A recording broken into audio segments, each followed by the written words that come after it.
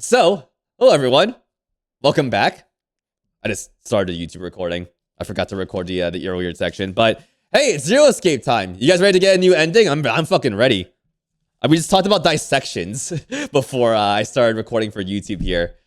Let's go over what we found out last time. Let's see here.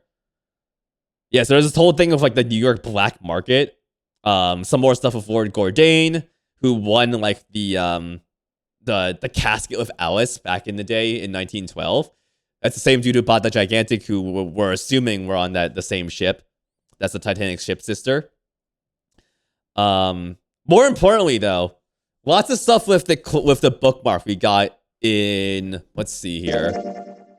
Let me load the game here. There we go. Come on. Oh. Shut up, Junpei. Shut up. Sorry. But yeah, we got like a bookmark back in this room, I believe, the kitchen, or like I think the room before. Some room on this path here, on this branch. So we got a Clover bookmark. We gave Clover the Clover bookmark, Clover the character, the Clover bookmark, the item, when she was feeling kind of down about her brother probably being dead, and that kind of set us off on this like alternate path where like Clover trusts us now, and she mentioned that like. For when we gave her the bookmark, she was like saying something like, it's not a coincidence that you knew about the 4-leaf clover. I don't know what that means yet in context, but that's going to be very important. I think we're going to get some clarification there as well. Probably is going to be related to the story about 9 years ago that she wants to tell us, but like not in front of other people. And also when she's ready. Like she's been hinting about telling us this story for like the longest time. But it hasn't happened yet. We have one more room to get to before like the branch to the ending here. And I have to assume it's going to happen in this escape room right here. I have to assume. So that'll be fun.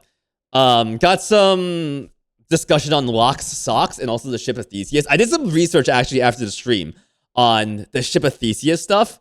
And man, people are fucking testy on Wikipedia sometimes. Like, Locke's socks apparently like might just have been a thing that someone fucking made up as like an example, quote unquote, of the ship of Theseus problem. And like that was on the Wikipedia page at some point. And there was like another Wikipedia page about like, oh, here are examples of like the ship of Theseus. And then like this one dude was like, no, stop putting fucking like superfluous examples of this on the Wikipedia page. This is about the theory of the original ship of Theseus and not the examples.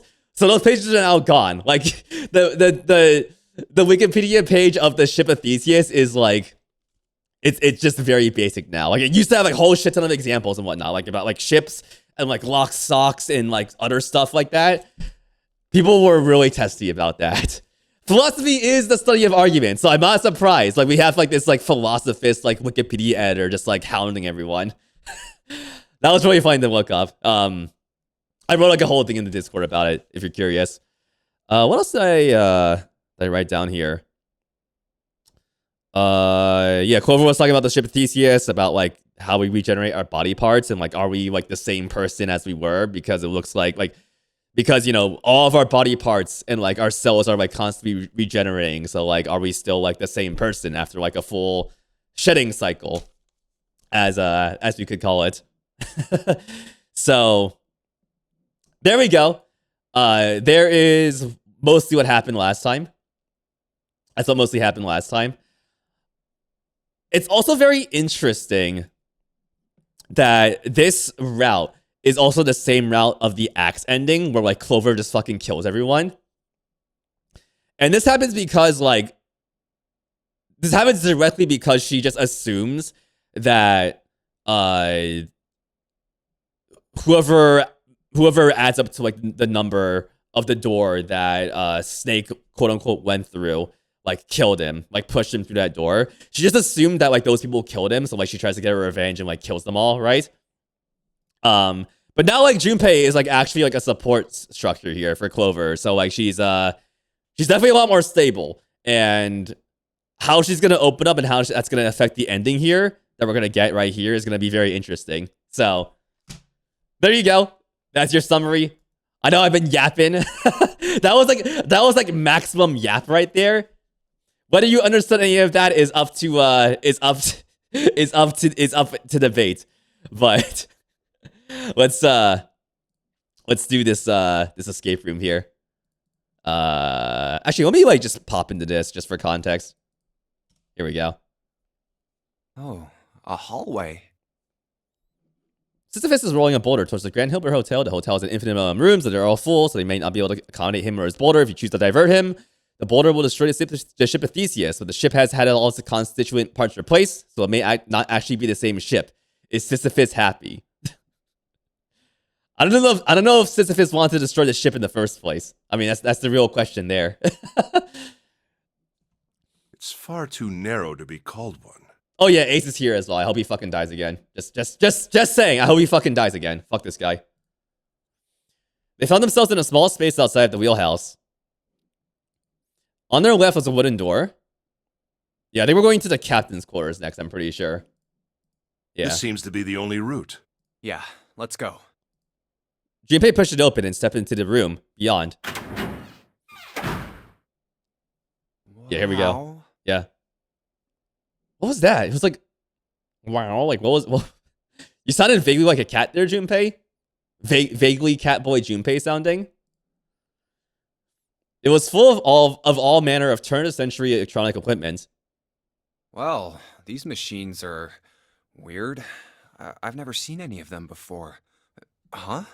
Wait, this one is... Oh, right. One smaller machine had a metal bar that ended in a circular handle. We got the telegraph machine. Yep. Ah, yes. A telegraph key.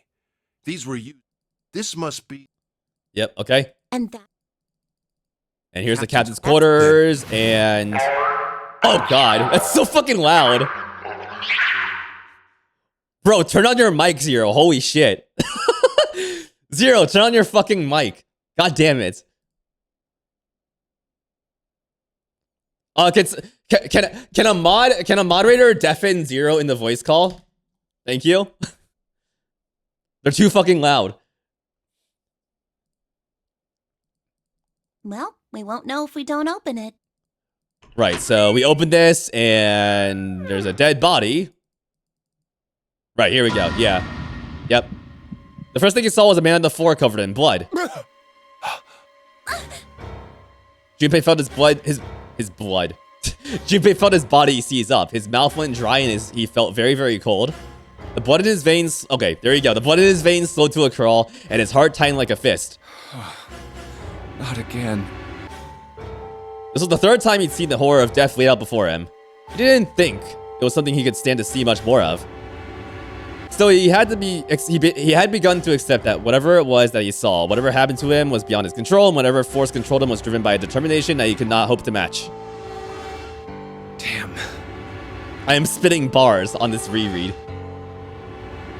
A sense of helplessness, of desperation washed over him, left behind a feeling of utter emptiness that wormed its way through his body like acid. No, wait. We didn't check his pulse yet. Maybe he's still alive. Oh, he's fucking dead, dude. Their mic doesn't even peak. Imagine how loud their voice would be if it was at that point. God. So this guy, I'm thinking, is one of the Cradle fellas as well. Because you have Ace, Hongo, and then the Knife Man. And then you have the mysterious guy who, like, dressed up as Snake that Ace killed because of he couldn't, like, tell faces apart. And then this guy is, like, the other unaccounted for dude. So I'm assuming this guy is, like, one of the other Cradle fellas that were mentioned in that note from Zero in the safe ending. I'm, like... It's very interesting that, like, this is all, like, secondhand to me now. Like, all this, like... all of these details in the game. It's like, oh yeah, there was like a note in the safe, you know. There are these 4 people, right? It's like I learned it from like a freaking textbook. Which, I mean, I've been writing down notes. I've been studying this game. Like, I've been studying, I study like for like a college class or something like that.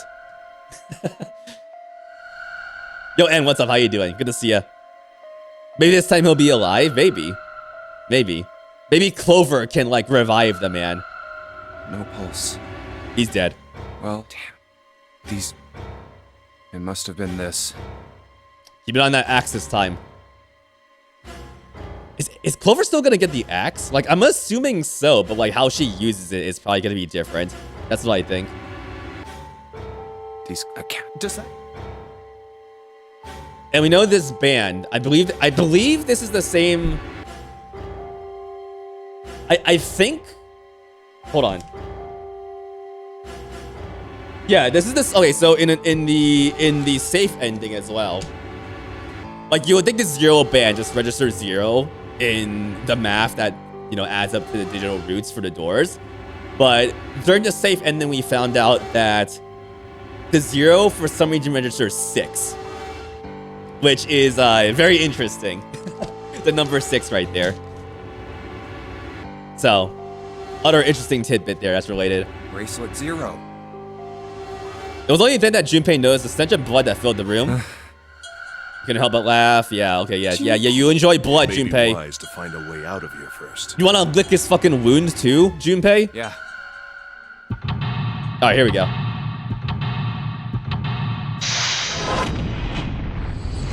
Fucking freak. Alright, here we go again. Sneak a way out. Let's go. Alright. So there's 2 keys in this route. In this room, rather. That's gonna diverge from the last time we were here. So probably, I think there were 2 cutscenes here. It's probably gonna be related to both of these here. Yeah. But let's try and solve this again, because I fucking forgot how I solved this. It's interesting actually that the puzzles are like the thing I remember the least from this game.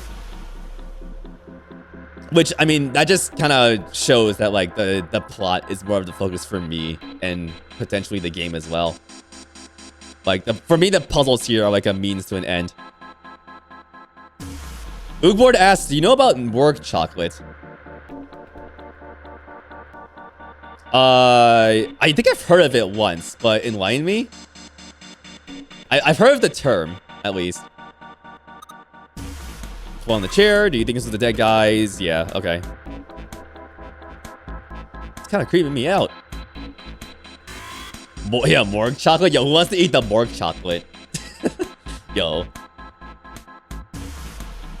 You get chocolates made of that are basically copies of wounds on dead bodies? What the fuck? Hold on.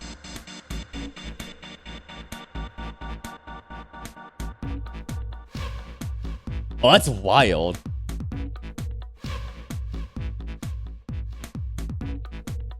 Okay, I'm not gonna show these because it's like, it's very interesting.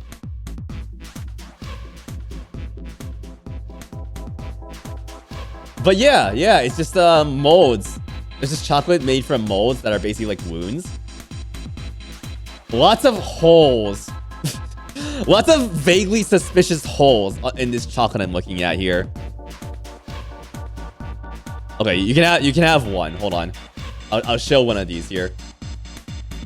Here's the website I'm looking at, by the way. If you want to see more of these, but here.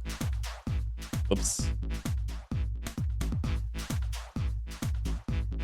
I wonder what happened there. Like, big gash on the left side there, I guess. But yeah, of course, like, lots of holes and, like, weird twists and whatnot for the chocolates. It's interesting. Also, mummy cheese bacterium? What is mummy cheese? I mean, that's definitely something related to do with, like, you know, how old the mummies are, right?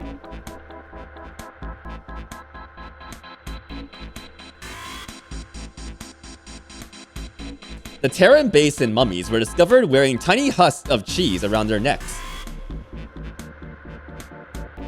I guess that's what you're referring to. Yeah, centuries old cheese. Yeah, generationally old cheese. Hell yeah. Hey, Junpei, did you know about the Terran Basin mummy cheese? God, that'd be perfect for like the cheese room, like back in that other room, the kitchen, right? It was said that the mummies wore strings of cheese around their necks to stave off bad curses and stuff like that. You should tell Akane about that bacteria. I'm sure she would love to know about bummy cheese. Is that a music box? Let's have a look. Sure. Little music box. Let's have a look. It does nothing with it. Here we go. All right, yeah, this is the presses for the codes, yeah. You'll send her a text. Yeah, yo, anyone have Akane's number? This is very important. We have to enlighten her on this like rarely known fact.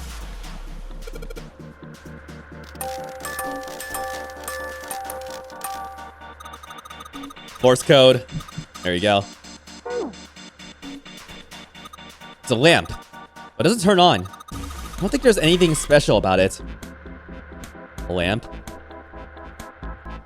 Brother, may I have a lamp? Brother. It's a bed. There's nothing under the sheets. Sad. A bed. There's nothing in it. Okay. Yeah, alright. We have batteries in here.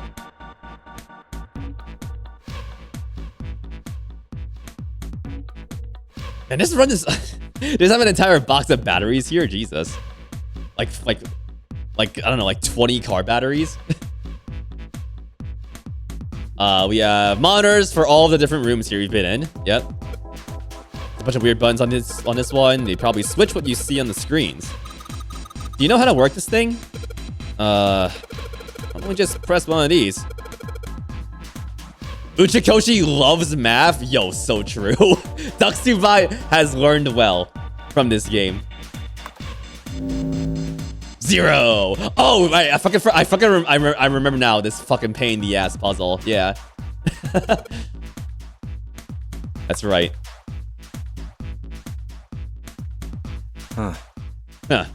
Here we go, y'all. Sit your ass down. Let's see what we've got. Junpei snorted with grim humor for the second time since he'd come into the room. The 4 screens along the bottom had a single letter each, spelling out... Z-E-R-O, huh? 0. It's like he's making fun of us. What do you think? Yo, what's up, Yuka? How you doing? Good to see ya. Welcome to Zero Escape 999. Massive mystery here. Have you played this? You remember this part? Hell yeah. Yeah, we got all the Zero Escape fans here. It's pretty fun. Everyone's like the streamer does not know. The streamer does not know what's coming. You played all 3? Oh, we're being extremely normal about Zero Escape in here. Welcome in. Yeah, this is my first time ever playing this series, so it's like, oh man, what the fuck? Like, what's happening? Is it a good time though? My notes run very deep. For your reference, we have 3 endings. Act, save, sub.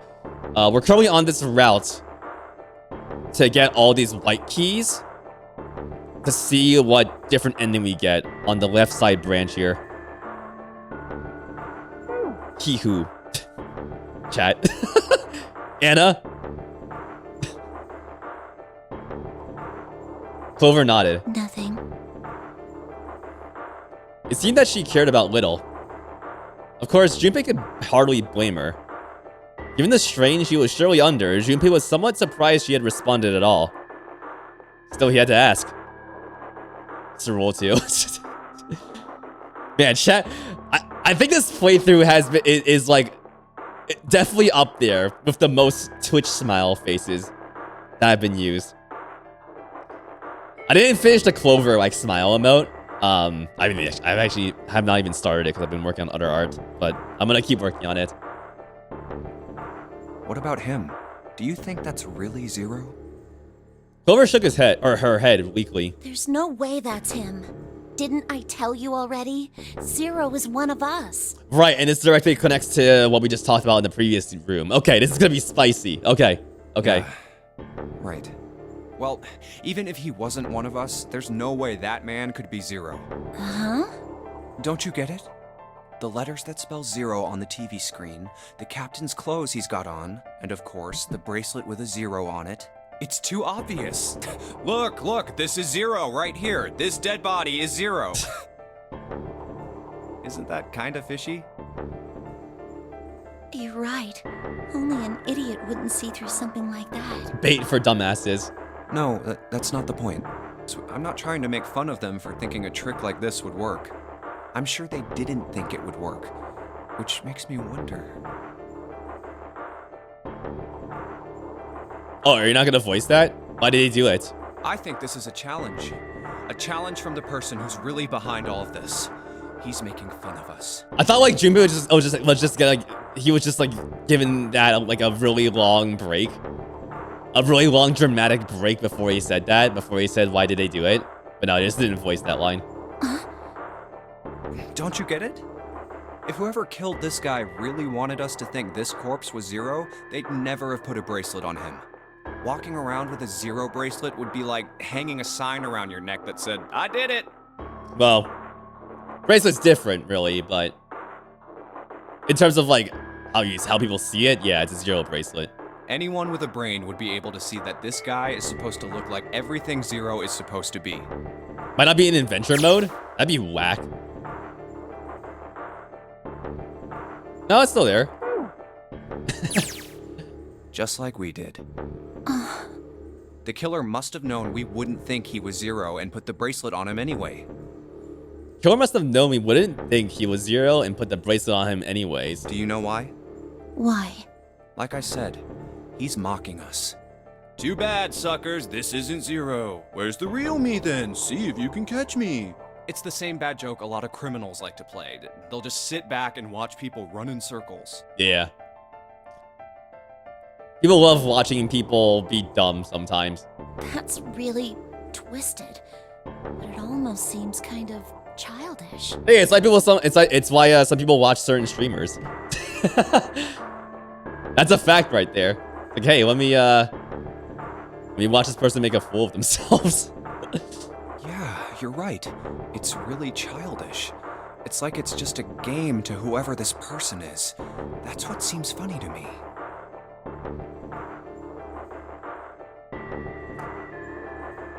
I have this concept now of like something like this, but like it's being like streamed on like in universe like twitch.tv.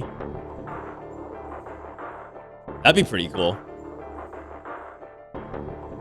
Like I don't know how like the audience would like. That's definitely. I mean, it's like, you know, Truman Showy, you know, right? But like,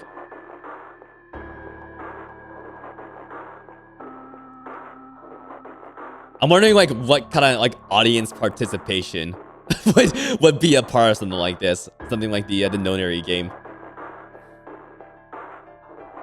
Probably not much, because like they were like, at least for the first Nonary game, they were trying to like do an experiment, right? It would just be for people's amusement, I suppose. Much of the way like Squid Games happens, I guess. Jumping back down next to the corpse. Let's get back to the point. Okay, here we go. Who killed this man? I don't know. And what's this guy's deal? Who is he? How would I know that?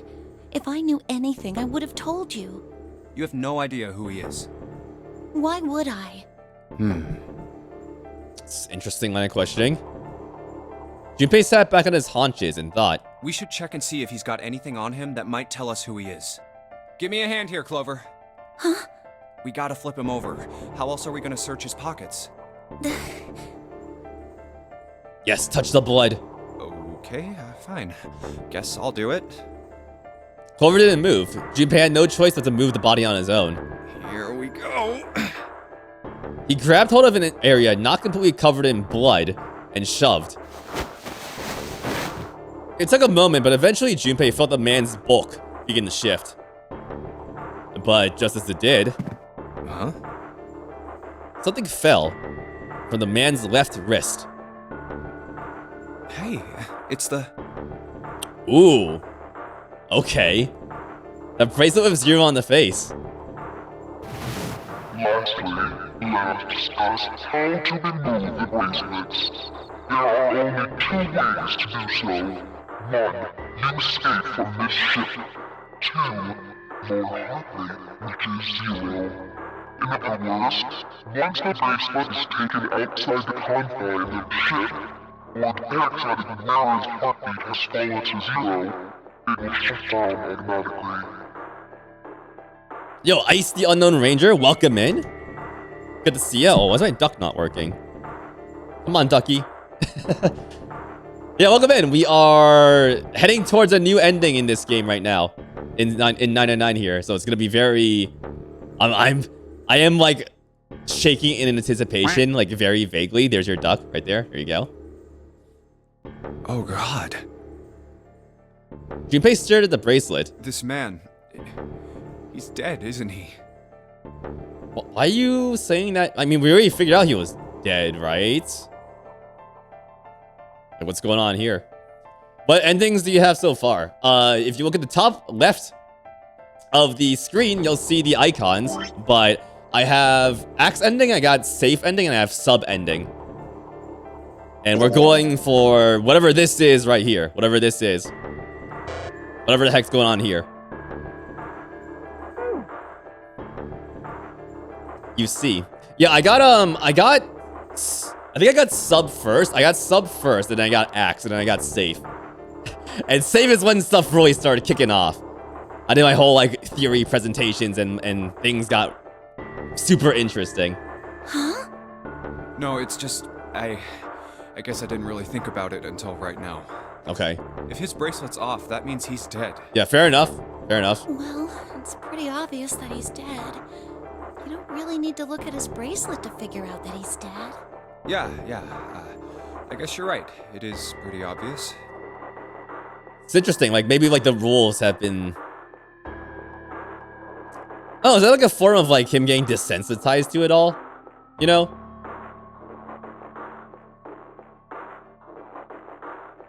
It's like, oh, like people are just gonna die. But like in the context of like the rules in the Nonary game, oh, you know, bracelet's off, so he's actually dead. Like the rule has stated that he is dead. So it's interesting. I don't know why I find it interesting, like why he's reacting like this. Like it's a little bit odd, but also like given the situation, maybe not. Well, he looks a lot better than the other bodies we've seen, though. Yeah, You know? see, like right there. It's like, oh yeah, no, all those other bodies, right? All those other bodies. Oh, you know, those other bodies are those are a little worse than this guy right here. Yeah. Like it's a normal fucking thing that he's like running into now. I mean, if there wasn't all this blood, he'd almost look like he was still alive. I mean, I know it's kind of a messed up thing to say, but he kind of has it better, you know? There's something important regarding the flowchart. I know that you have to do like specific things for the locks.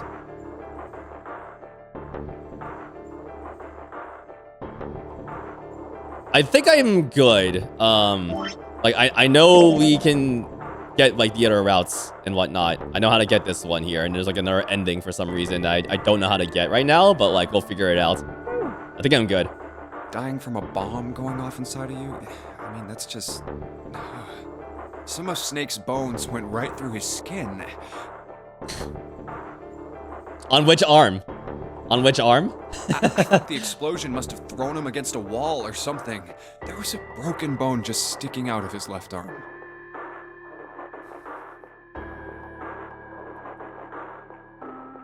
And, Suddenly Junpei realized what he was saying. How could he have been so cruel? He clapped his hands over his mouth. Dog. Yeah, your brother's body was like super fucked up, you know? That's his sister, like standing right there. God damn it. Based on the flowchart, I'm not gonna get a new ending. I mean, all the white keys are unlocked. We're gonna unlock these ones. And this is gonna get unlocked. Like, I don't know how it could work any other way. The other Zero Escape fans here have not alerted me to anything. So I think I'm good. He turned to look at Clover. She was glaring at him furiously. What did you just say? Yo, G-Man, what's up? How you doing? Good to see you. We're in the middle of a cutscene here. But yeah, hello. Good to see you. Her words sounded cold. He knew an apology could hardly atone for what he'd done, but he tried anyways. Oh man, I am so sorry. I shouldn't have said that. I really don't know what I was thinking. I mean... So we've built this trust between Junpei and Clover. What's gonna happen now? I mean, good apology, but Clover isn't doing great. No, that's not what I'm talking about. What did you say about his arm? So here's gonna be another point where we find out. Arm? Yes, his left arm. You said it, didn't you? Well, yeah, I did, but I mean, didn't you see it too? Of course not. I could barely look at him. There's no way I was gonna see the details. Clover took a quick deep breath. Are you sure it was his left arm? Junpei thought back. Yeah, I'm pretty sure it was. You're not 100% brain power right now. No worries. Yeah, welcome in. Enjoy me going insane over this. And he had a broken bone, right? What the hell are you getting at here? Yep, through the left arm. Where else did we find this out? I don't recall like the other route where we discovered this about his arm.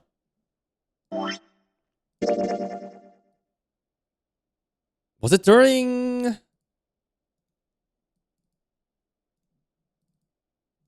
Hmm. 8? It was in door 8? Okay. Where was that in the flowchart? Yeah, it was safe, right? Yeah. Yeah, I think we discovered it during somewhere on that route for safe, yeah. Just shut up and answer me! She shoved her face closer to his. He could see the fire in her eyes. Junpei winced and swallowed. Yeah, he did. It was pretty bad, too. The bone was sticking out of the arm. The bone was sticking out of the arm. That's the sticking point here. He just keeps mentioning that until someone, until they realize. Door 8 of Lotus and Clover. Okay, yeah, okay. Right, because, did they talk about, like, how he wasn't always blind and he wasn't always, you know, he didn't always have his fake arm, right? Clover? No sooner were the words out of his mouth than Clover's... No sooner were the words out of his mouth than Clover's... No sooner were the words out of his mouth than Clover's expression changed. What the fuck? That sentence doesn't seem right. I get what it's saying, but like, what? What's wrong? Look, I'm sorry if I said anything. Suddenly she was crying. Junpei wasn't sure what to do. Thank you. So this is where... I guess this is different because, you know, Clover now realizes that bro is not dead. It was close to the last thing he had expected to hear. Huh? What are you... Junpei had no idea what had just happened. He didn't think he'd done anything worthy of thanks, and he couldn't understand why she would have chosen that moment to begin crying. So he simply stood there, confused. Thank you so much, Junpei. Hell yeah. Things have woken up for Clover. Hell yeah, finally. After all of the death and despair in all of the other routes here. Jesus. Finally, something good is going for her. Let's go. Let's hope it doesn't tumble back down throughout this route. She thanked him again, and then something even stranger happened. Oh. Nice. It's coming up, Clover, baby. Yeah. Nice. This is good. Clover deserves good shit like this. Clover threw herself into Junpei's surprised arms. Hey, what's going on with you? I'm sorry, it's just... I'm so happy. Why? The body in the shower room, it isn't his. It isn't my brother. Huh? It's not Snake! Why on earth would you think that? Because his left arm is... She stopped herself. I'm sorry. I really shouldn't be talking about this. Are they not gonna actually say it in this route? Okay, interesting. I mean, it's definitely assumed. Like, even if you didn't get, like, go to the other route, where you found out about his prosthetic arm, like, you could definitely assume it from this. Jimmy decided to be prudent, not to press her for any more information. If she didn't wish to tell him, she certainly had a reason for doing so.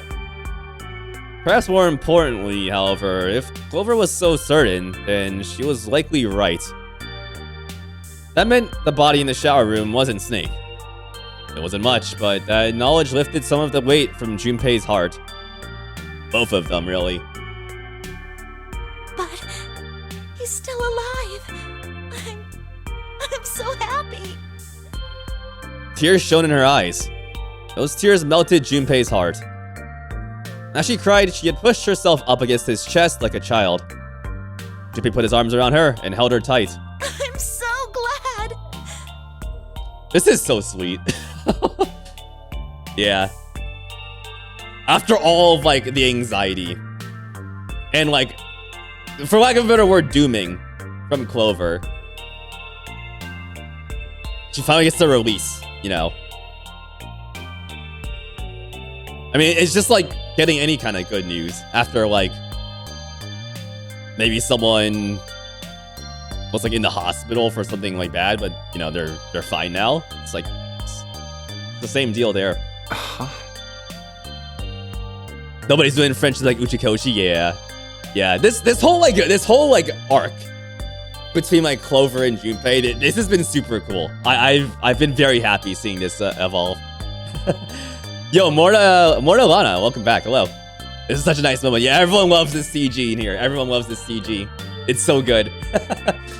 Junpei, you were right. Huh? No matter what happens, you can never lose hope. Yeah, there you go. That was on... wasn't on the bookmark, but it's something that Junpei said from the bookmark. You have to remember what's most important, and that's to have faith and to have love. Okay, that's a little cheesy, but sure. Okay, whatever. All right, Clover. All right, if you got something from that, I'll give it to you. All right. Yeah. If you can remember all of those, that'll bring you good luck. Clover reached into her pocket and pulled something out. That's... Yeah, people have definitely sold this on Etsy, right? In, like, their merch stores, like this bookmark. I'm positive. I'm sure some of you have, like, something like this. Like this, a replica of this bookmark somewhere. I'm sure. I'm sure. Because now I want one too. It's a good message it's got going on behind it. As much as we hype Uchikoshi's mystery writing, Bitterest Brew says his interpersonal relationships are where he shines bar none. Yeah, I agree. Like, the characters and, like, how they interact and whatnot. Like, from, like, the scuffles between, like, 7 and 8 to stuff like this, and, like, the range of emotions that Uchikoshi writes into, like, the characters here it's pretty good. It's pretty good, at least pretty good. I'm not gonna say it's, like, the best thing in the entire world. Like, that's a really high bar to clear, but we'll see if that gets to that point once we finish this game. And personally, I do love, like, when I play games that, like, focus on story, I do really like explorations of, like, character relationships. So one thing that, like, for example, Valkyria Chronicles 4 did really well was, like, the character relationships between, like, the main cast, right? Of whatever squad that name, I forgot the squad name for in Valkyria Chronicles 4, but, like, they had that, and they also had, like, these little, like, sub-stories, these little, like, side missions that explored, like, relationships between, like, the side characters that you can also, like, lose in the campaign. Like, they can just die, you can never get those stories in your campaign. And I love building this, like, web of, oh, how do these people interact, and, like, how do they know each other? How do they evolve to know each other? Like, how did they change throughout the story, for better or for worse and whatnot? And this game is doing something very interesting with that, where like, you know, you have the whole like different routes thing where you get different pieces of that over time. So like in one instance, you'll think something about like Clover, right? Because like we haven't seen this part of her. And then it'll change what you see this, right? And that's gonna be different for other people too, because like some people might get this first, and then some people might get like the other endings later, right? It's interesting.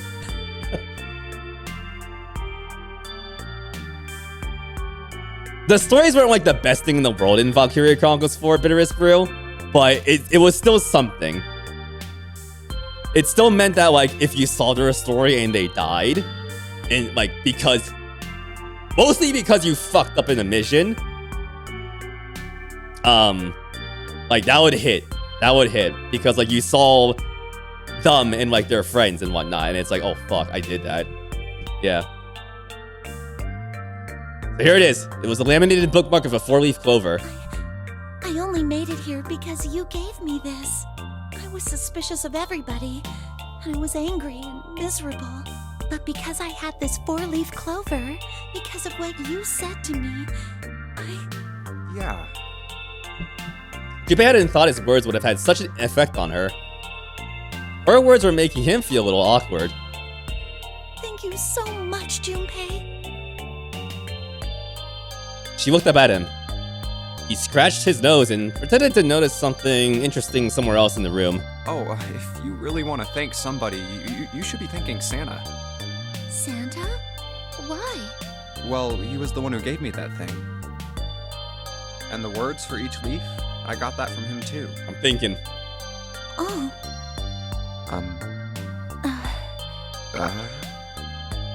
Then suddenly, Clover broke away from Junpei. Huh? He was confused. He hadn't thought she'd react that poorly. Clover began to pace across the room. Is this where it relates to what you were saying earlier? With things not being a coincidence around the clover?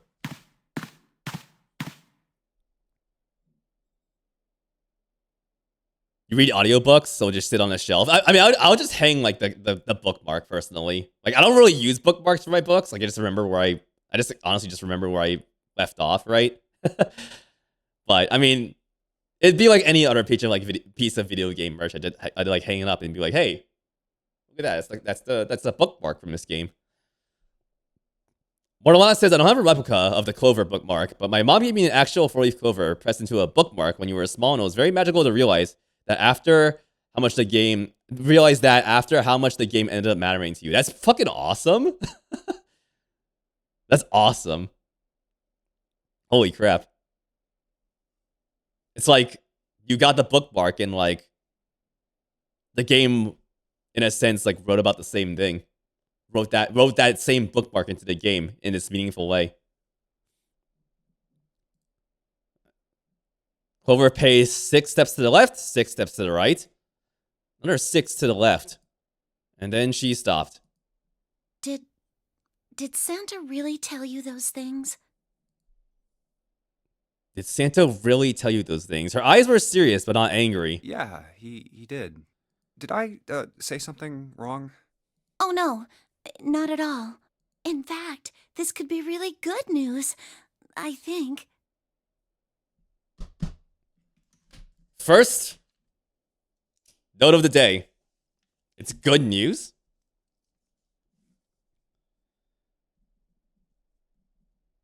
For those who haven't seen the playthrough yet, I write notes on paper for this game. I have like 8 sheets so far. 8 back-to-back sheets. So like 16 pages total. Clover talked. Okay, let's rewrite that. When Jumpy told Clover about how he got the Clover words from Santa, she said that, quote, this... Guys, I just fucking wrote. I don't know if you're gonna be able to see this, but like I just come on, focus. I don't know if that's gonna focus. Shit. Maybe I can turn this. Hold on. Yeah,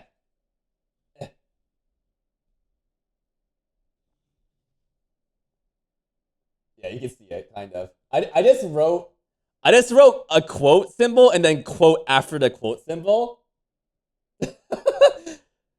So like I did the dashes, the quote dashes, and then I wrote quote immediately afterwards. What the fuck is wrong with me? God damn it. I'm just talking about quote cave story, clearly. She wrote that, or she said that, quote, this could be really good news. Hello, Mabonk. How you doing? Good, by the way, how you doing? Good to see ya. I got brain rot. I got the brain rot, y'all. So why is that? Okay, let's keep going. You think? Santa knew about the words and the clover. Sure. The only people who should know about that are the other subjects.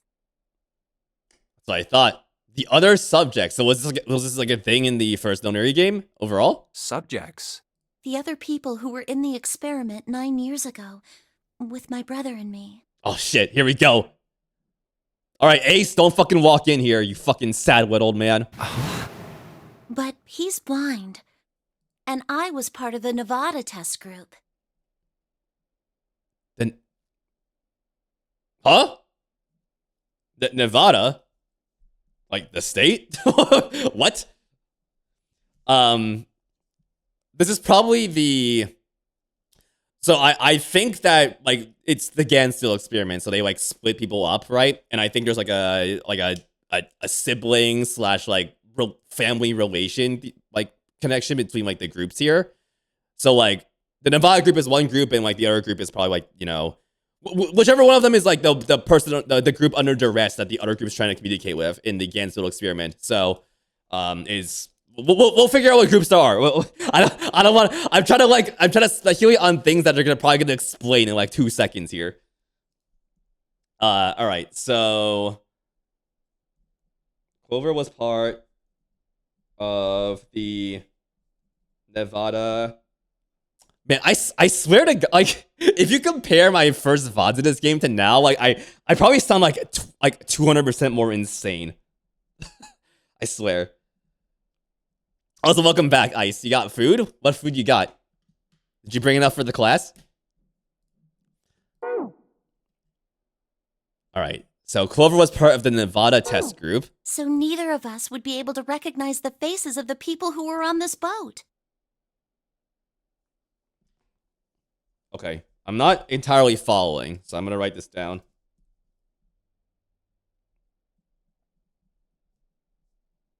None of us would be able to recognize.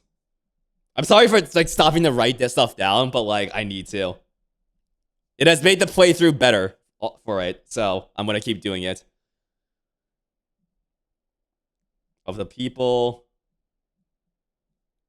who were on this boat. On this boat. Okay. Whoa. Okay, time out. So is that like now or like before? Junpei held up his hands. He took a deep breath and let it out. Let's just calm down for a second, okay? Start from the top. Don't start with the end and then jump to the middle. You gotta start with 1 and then move to 2 and 3 and 4 and so on. And 5 and 6 and 7 and 8 and 9. Yeah. You got a bowl from a local Japanese restaurant? That sounds great. It's like a teriyaki bowl. I could go for a teriyaki bowl. I made like a shit ton of orange chicken last night. It's great. Can't wait to eat some of that after stream. If you don't tell me stuff in the right order, I'm never gonna be able to figure it out. Okay. You can't really see it right now, but like, can I zoom out and like show you my pose right now? I'm like locked in. Like, okay, you can't really see it, but like I am like gripping. I'm gripping the armrest of my chair right now. I'm like gripping them. Clover nodded. All right, Let's start with this experiment. What happened on this boat 9 years ago? Fuck. Oh my god. All right, here we go. Okay.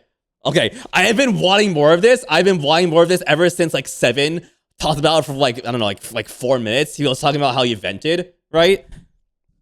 And we've gotten nothing else. And it's time for a new sheet of paper too. Just in time. Hold on. Is this the this is notebook? Where's the other one? Where the fuck is it? I think it's in the other room. Give me 1 second. Give me 1 second, y'all.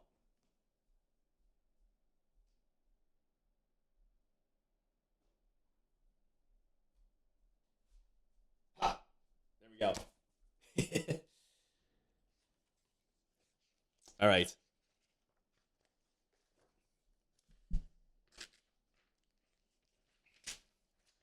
Fresh sheet of paper for this one. We're gonna need it. We're gonna freaking need it. Let's go. Do you know about morphogenetic fields? Oh. Yeah, I actually do, Clover. For as a matter of fact. As a matter of fact. Hey, chat, do you know about morphogenetic fields? Chat? If anyone doesn't know, you're gonna have to watch this playthrough from the beginning. Sorry.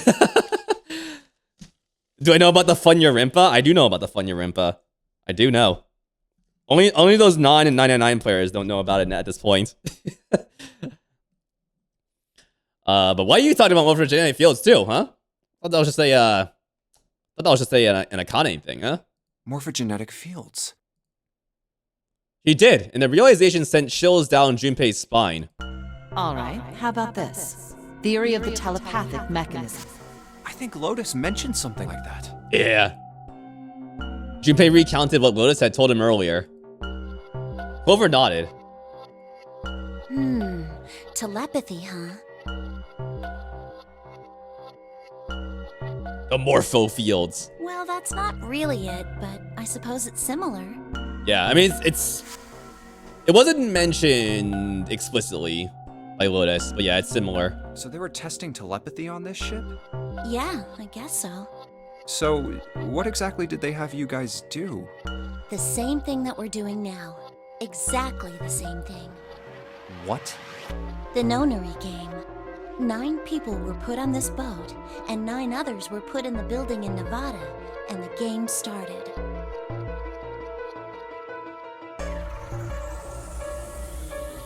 Wait, so are there 900 people here in Nevada?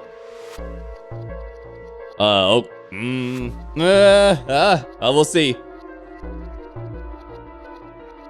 Junpei grabbed the sides of his head. Look, I'm sorry, but I don't get it. What do the nonary game and some telepathy experiment have to do with each other? Am I missing something here? Clover bit her lip. I'm doing that too. She blinked back sudden tears. What happened to her in Nevada? The ability to access a morphogenetic field is affected by a couple of things. The first is epiphany, and the other is danger. Epiphany and danger. I know the Gansfield experiment was like, okay, the other person has to be in like some sort of duress or like in some subdued state.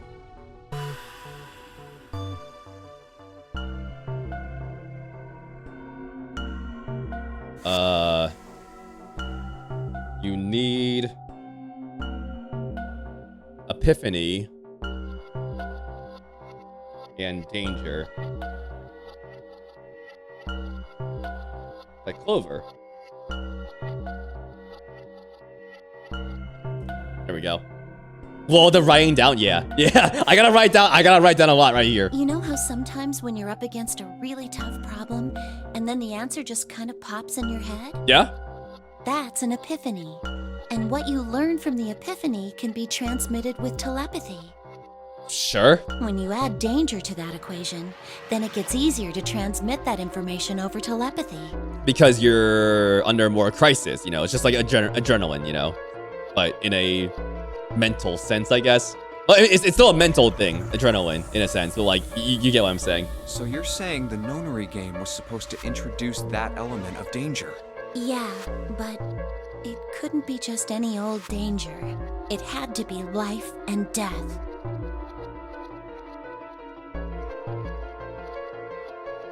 The only game had to be life or death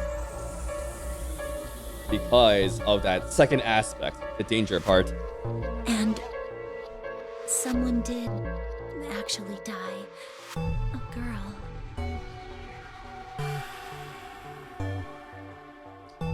Yeah.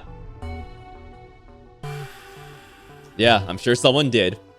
A girl. Junpei felt the sudden grip of despair on his heart. Something deep and distant and powerful squeezed, and for a moment he felt very, very empty and alone. She was on the boat with my brother. I was in Nevada. I never met her, but...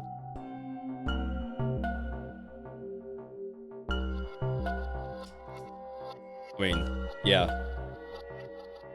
I'm just gonna write this. I already knew this, but like, the girl who died was on the boat versus Clover being in Nevada. Why the fuck is it Nevada, by the way?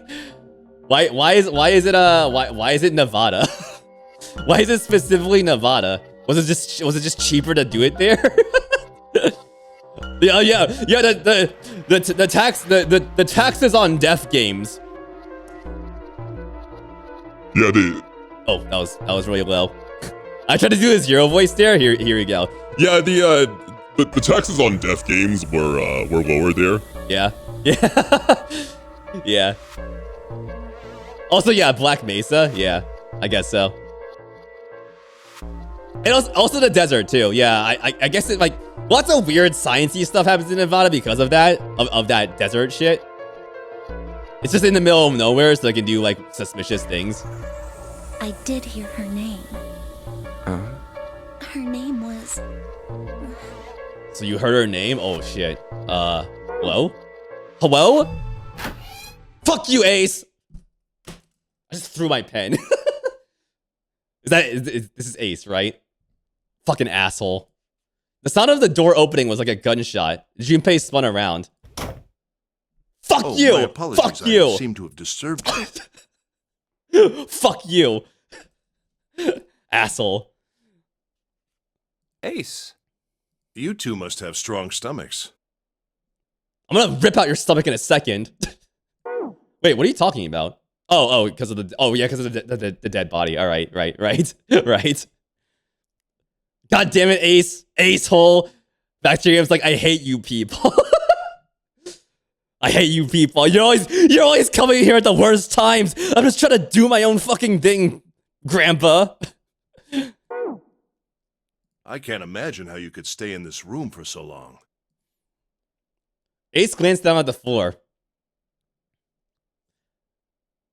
At the corpse covered in blood.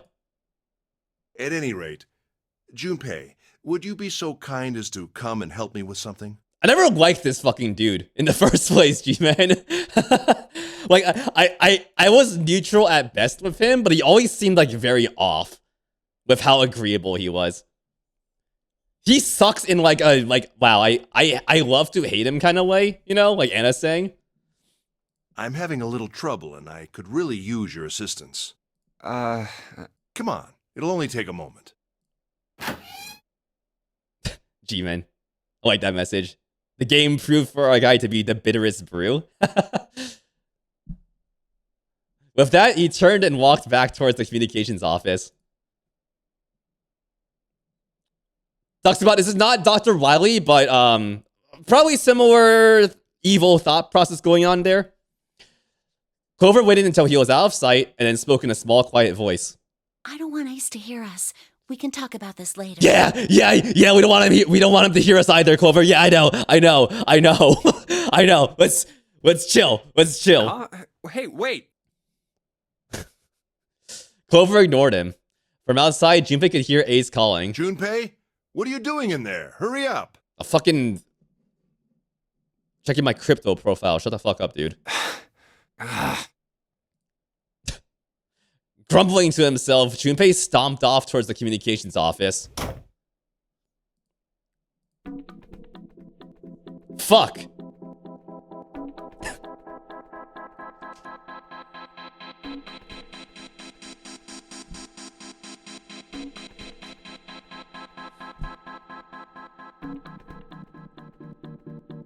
Just one more note there. Hey, I'm gonna take a quick break. I need to use the bathroom, y'all. So give me 1 second. I will give you a duck in the meantime. Let's see here. Also, I need to process things because holy shit. God damn. God fucking damn, y'all. Do y'all want to see a you want to see more of the geese from yesterday? I took some more photos of the geese. Let's see here.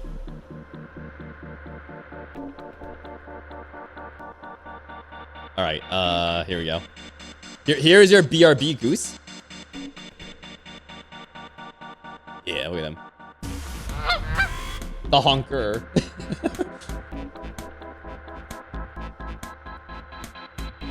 I love its face. It just looks like slightly perturbed. Slightly. I do not own geese. I just visit the I visited the ducks and the geese around town. They're just kind of chilling. People just feed them, so they're all happy and all that They're very cute though. I like looking at them and hearing them honk. They were honking a storm today. I might have a video for y'all later. But yeah, I'll take a quick break. Have a BRB. I'm gonna run a quick ad as well. You're not gonna miss anything. Just need to run ads to get rid of pre-rolls for people, thanks to Twitch. So yeah, I will be right back. Don't go anywhere. We're gonna continue this and get the next unlock after this here. So I'll be right back. Go take a BRB as well. All right. See y'all in a second.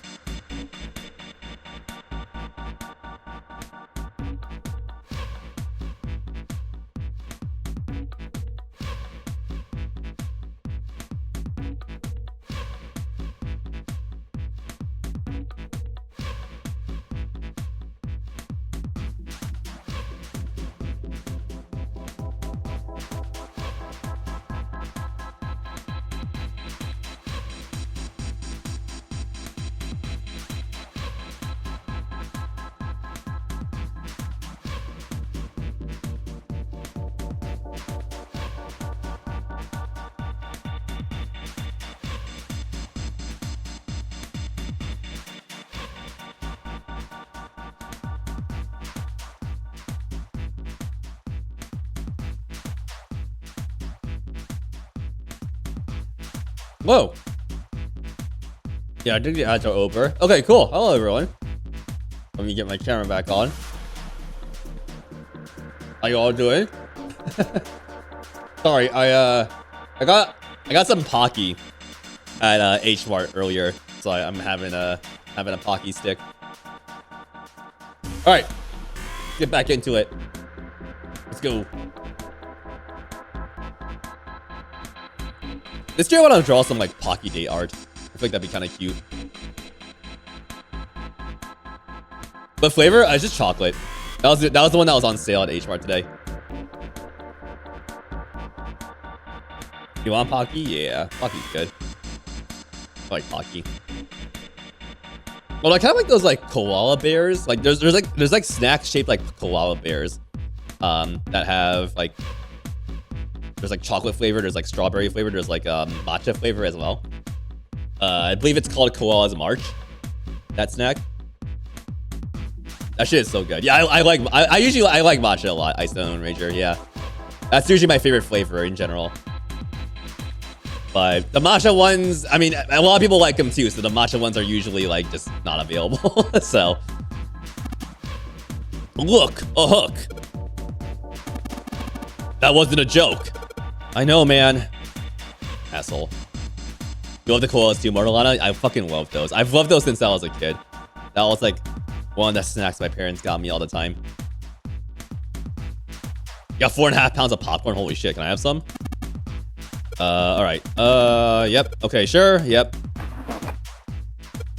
Gonna try and speedrun this puzzle. It's a bit of a pain in the ass. All right, we can't do that right now. I know there's like one super hard part of this. I hope I still have notes on that, so I don't have to think about it again. Here's the rat trap. Here's the telegraph key. Yep. Okay. Yeah, the koalas march in the food line. Yo, fuck yeah. Let's go. My local grocery stores have like Pocky, but like they're super expensive.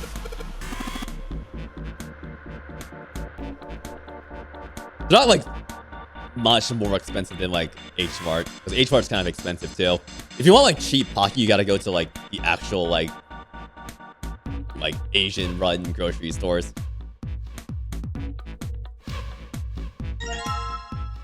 Screwdrivers. I don't think we did this, right? Oh, okay. Yeah, the music box. So there's the cylinder.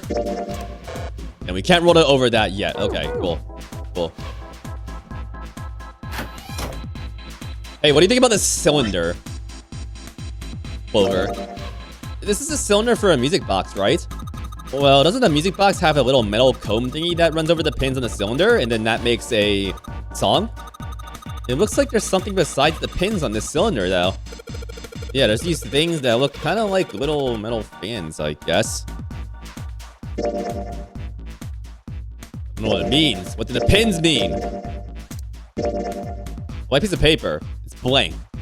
That's all? Yeah, I guess you can't say much about paper, I suppose. Meat veggie bowl? Yeah.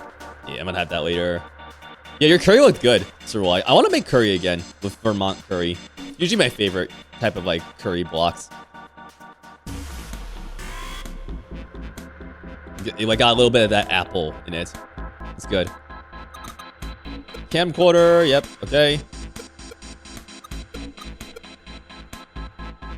And here are the numbers. Right, yeah, the passcode. Yeah, that's right. Did I have notes on this? 1 second. This should be like kind of recent. Let's see. That's that route. Okay, I think it's here. No, that's the coffin room. I'll find the notes if I need it. If I need to find the notes.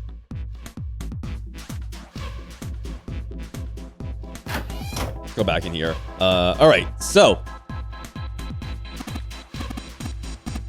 trying to figure out what we do next.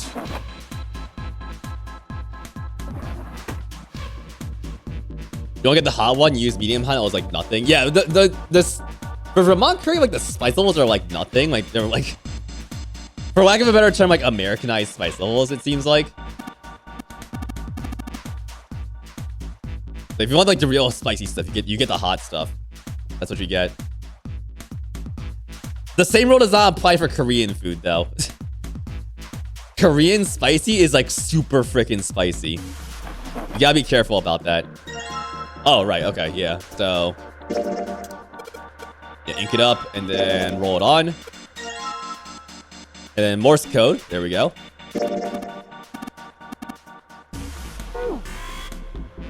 Yeah, Korean mild is like almost like I've had like Korean quote unquote mild or like whatever equivalent they have, and it's like, oh my god, fucking like, oh, I need my glass of milk, please.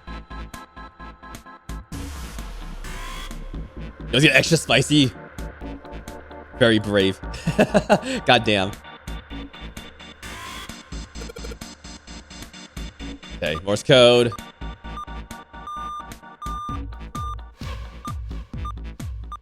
Beep, beep, beep, beep, beep, beep, beep, beep, beep, beep, beep. There we go. You're literally fucking dying, but you can't stop because it's so yummy delicious. Oh my god. My mouth is literally fucking melting, but it's so good. God, get that into my stomach. Usually grow Carolina Reaper peppers every year. Oh, okay, yeah, there you go. Yeah. Yeah, that's how you know you can take the heat when you're growing that kind of stuff. That's pretty awesome, actually. One day I might be able to take that spice. One day I might kill enough of my taste buds to be able to tolerate that. That's the last one, and yes, excellent work, Junpei. Good job. You seem to have figured it out. You've unlocked the drawer.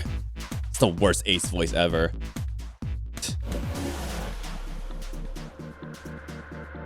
A red file lay in the drawer. Junpei reached down and picked it up. Looks like there's something on the cover. ALLICE. Oh, it's the other all ice reference. I think the first one I got in my playthrough. All ice. All ice. Alice. And we just learned about them earlier too. She was just discussed. Does this mean? Junpei couldn't hold back. He had to know what was in that file.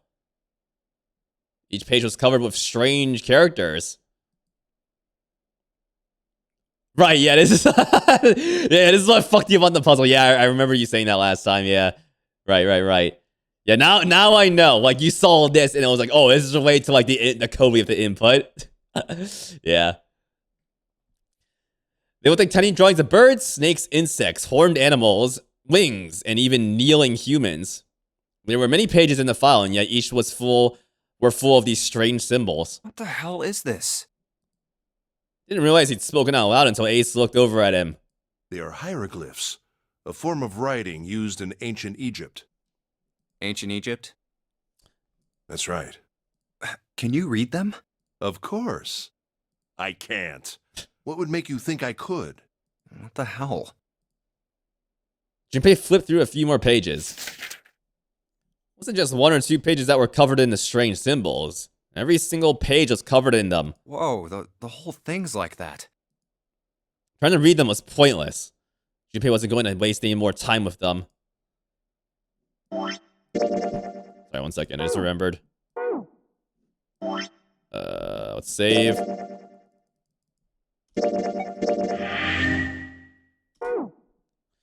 Junpei wasn't going to waste any more time with them. He made to close the file. And something fell out. Huh? What's this? He bent down and picked it up.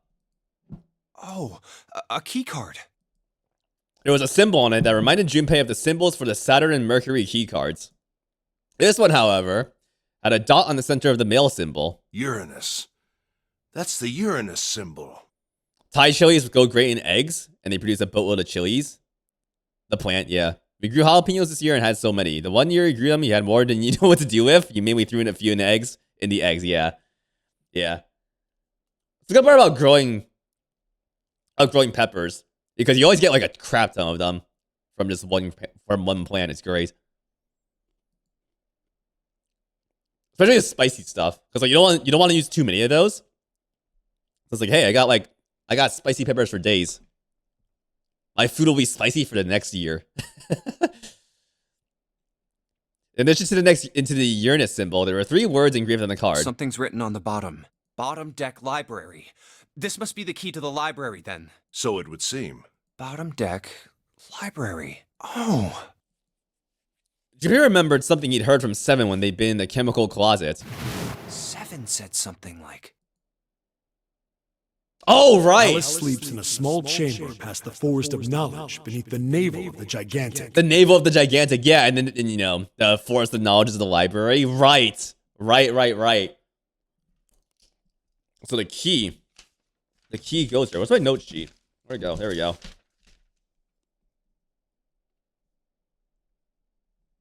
The Uranus key had bottom deck library written on it. Versus the Alice quote. Oh boy. Are we actually gonna see the Alice?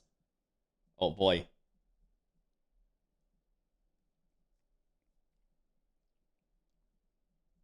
Okay, cool. There we go. Could beneath the navel mean the bottom deck, and the forest of knowledge is the library? Then could Alice be in a room somewhere beyond the library? What's wrong? Something on your mind? Junpei blinked. Only then did he notice Ace looking at him. Curiosity and concern written across his face in equal parts. Yeah. I just remembered something. Is that so? What about? Well, don't laugh, okay? But there's a mummy. There's a mummy down there. There was no reason for Junpei to hide his thoughts. He began to explain his theory to Ace. Then he stopped. It didn't make any sense if Ace didn't know who Alice was supposed to be. So he told Ace everything June had told him. The Egyptian priestess and Ice 9. Interesting. And the woman who wouldn't melt, who was recovered from the Titanic disaster? They called her All Ice, which eventually turned into Alice. And she was purchased by an English millionaire who called himself Lord Gordain. Yep. According to Seven, this ship is where he hid Alice. I don't know why I keep thinking Lord, like, when I hear Lord Gordain, I just like think Gordy. Like, you know, the Loch Ness Monster ripoff in Ace Attorney. I just think about that for some reason in my head. And you think that he hid her in a small room beyond the library on the bottom deck? Yeah. Well, I mean, it is just a theory. Ace stared off into the distance, his hand slowly and absent-mindedly stroking his beard. After a few moments, his hand stopped. Yo, the next time the Titanic exhibit rolls around, I gotta like go to the lower library and just see if there's like a fucking mummy in there. I keep saying this, but like 2027, that exhibit is gonna get some weird, it's gonna get some strange visitors. That Titanic exhibit. I do wonder if like the organizers of that like know. It's like, who are these weird cosplayers coming to our Titanic exhibit? He turned slowly to look at Junpei, and his brows drew together. Junpei, have you ever heard of the term CAS? Like... CAS? Like computer algebra system? like... I know what CAS are, and I know what CASs are, and I know what CADs are. CAS? It stands for Cells Alive System. It is an advanced technology for freezing and preserving organic matter. It's a really dumb name for that. What? Cells Alive System? Okay.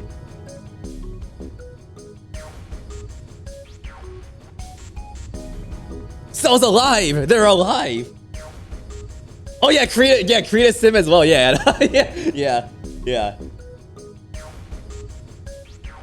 Like cells alive just sounds like an exclamation, like jinkies, like yoinks, right? Zoinks, you know? Cells alive! What a shock! Put simply, it is a technique that allows one to freeze things without the formation of ice crystals. Okay. Interesting. I want the cryogenic preservation people to hear about this one. Without ice crystals. There we go. Normally, if you freeze something fresh, water within its cells expands as it crystallizes, damaging the cell membrane. Yeah. Yeah, that's why all those cryogenically frozen people are fucking like. Nothing's gonna help you now. CAS, however, works differently.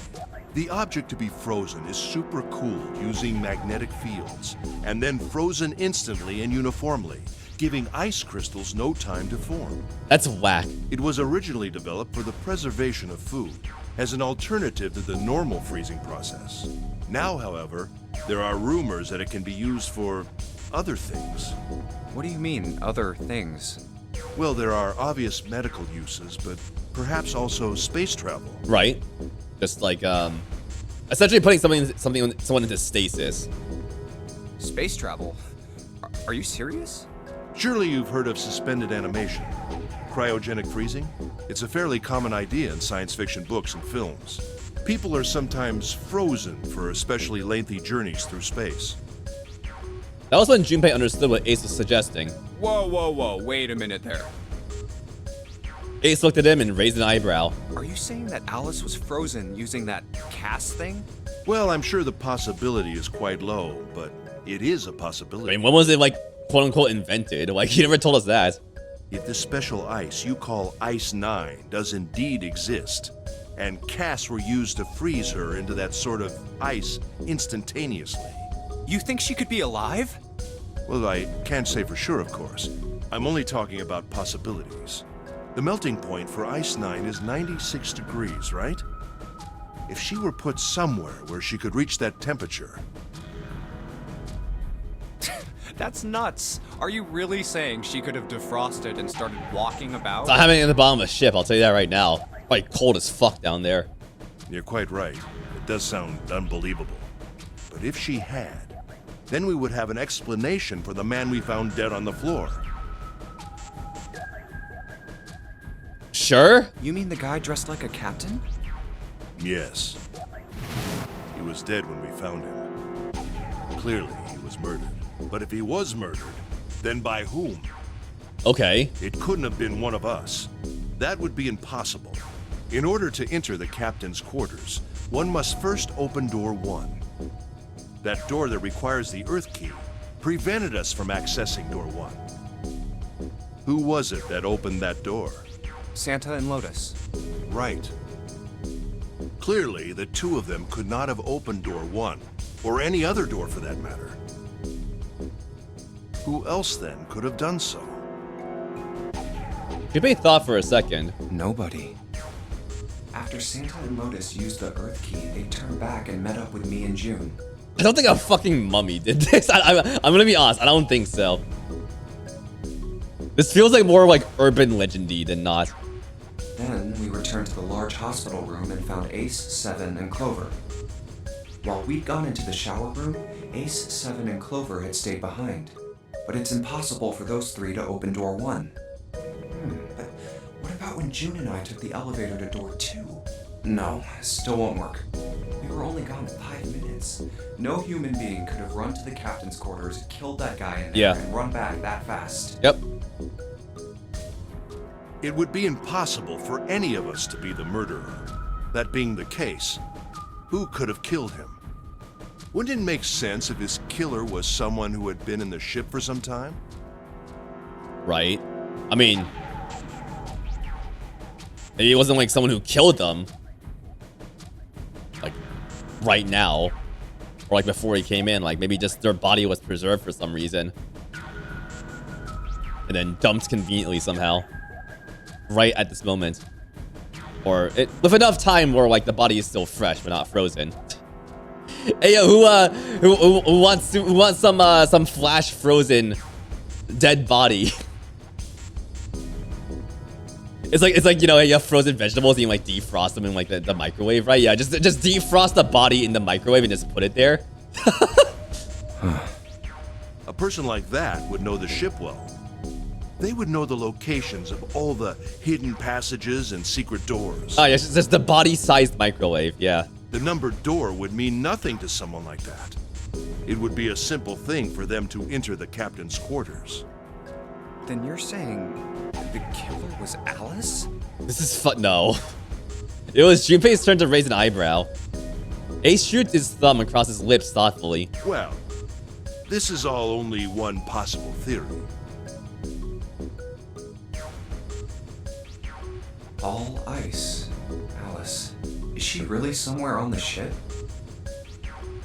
Junpei had only one clue. The key card in his hand. Maybe this card will give me access to the Forest of Knowledge. And the big mystery.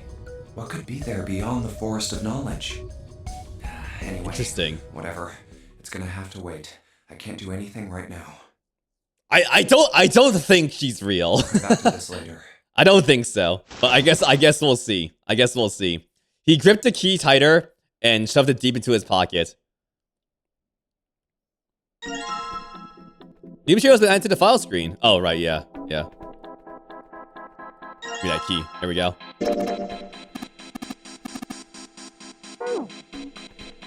That was a lot of yapping from Ace. Like, I think it's fucking bullshit. But I guess we'll see. We'll see. It could just be because I don't trust anything that comes out of this guy's mouth at this point. But yeah, what a strange story. A strange theory. A very strange theory. Okay, so we have. What was in the menu again? Let me see here. What did that give us? Oh, info on Alice. Okay. Yeah, all the pages are filled with hieroglyphics. There we go. All right, cool. Thank you.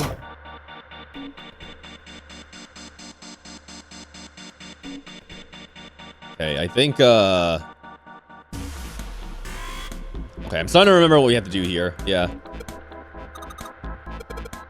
Whatever that camera sees is sent to the screen in real time. Wonder if that means something, you know? Yeah, okay, so let's pop over here.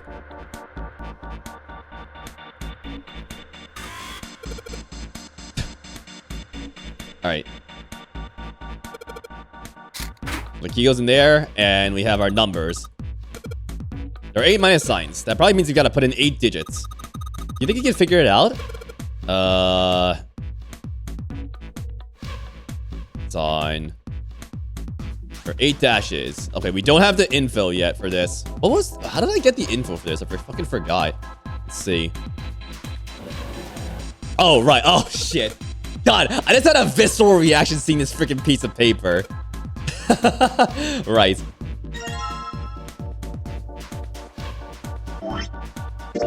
Yeah, so this was the system chart. If 10 is in base 10, is written as 8 in hex, therefore 11 is B, 12 is C, 13 is D, 14 is E, and so on. This chart showed the rules for each numerical system. Yeah. Right. Did I have notes on this? Uh-oh. I actually forgot about this. Hold on. Hold on.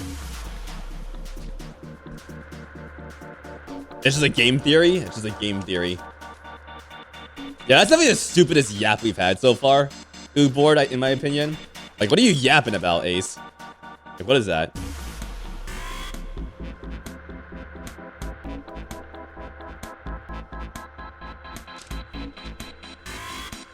I don't think I wrote this down. I don't think so. All right. We're raw dogging this one.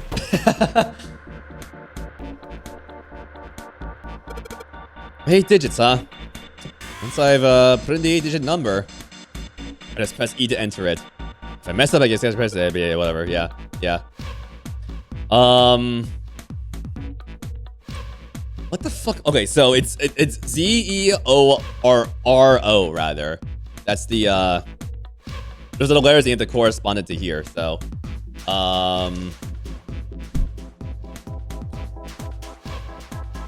so Z-E-R-O.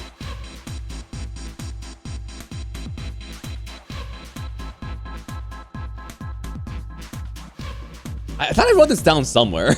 I thought so. Okay, so let's look at that again. This fucking puzzle. Yeah, this fucking puzzle right now.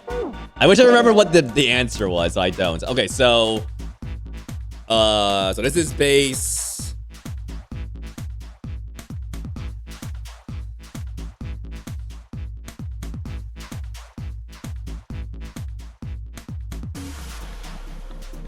I think I had it in a notepad actually. I just remembered. Is it in this one? No. Is it in one of my key smash notepads? I take like random notes sometimes, and I name the file like just a fucking key smash. It's an awful way. It's an awful way to organize my notes. I should not be doing that. Let's write this out here. So 0, 1, 2, 3, 4, 5, 7, 8.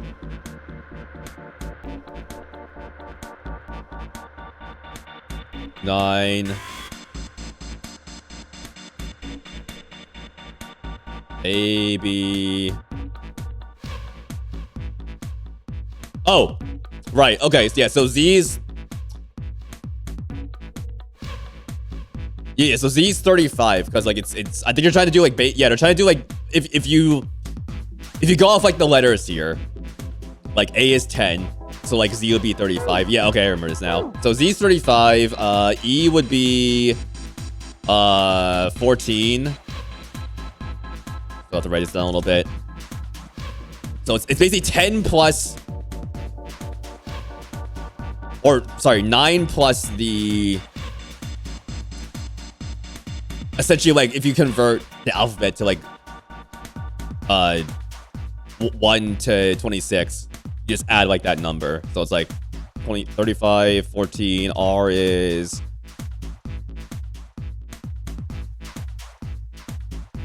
I think it's 27 because 18 plus 9.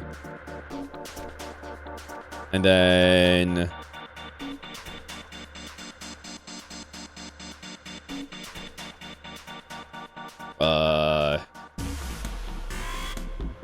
sorry, I need to get my alphabet right.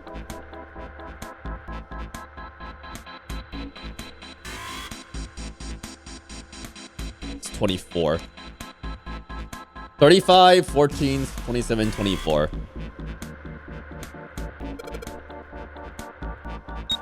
Oh, sorry. 35. Yeah, 35. 35, 14, 27. Okay, there we go. 24. That's right? Yeah, okay, good. Okay, good. Thank God. I remembered vaguely what the answer was there. Okay. Oh, fuck. You do the key smash 2 Mortal Kombat? Yeah, it's like I only do that for like notes that are like, okay, I'm just gonna need to remember this once at some point. I can just find it then. But also I do that because like when you search in like your in like the Windows File Explorer, it will search like text within Notepad. So like the name of the file doesn't really matter. As long as I know what to search for, then I can find it. I think that's why I do it as well. Yippee, okay, good. Quick, oh, I can't check right now. Okay. Quick check.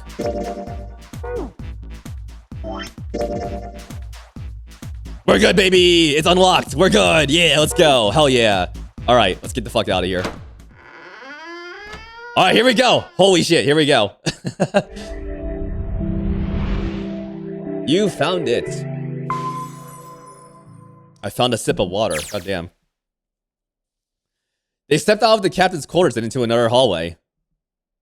The hallway stretched out in front of Junpei for a bit before turning left like a great backwards L. All right, let's go. Junpei rounded the corner and took off down the straightaway.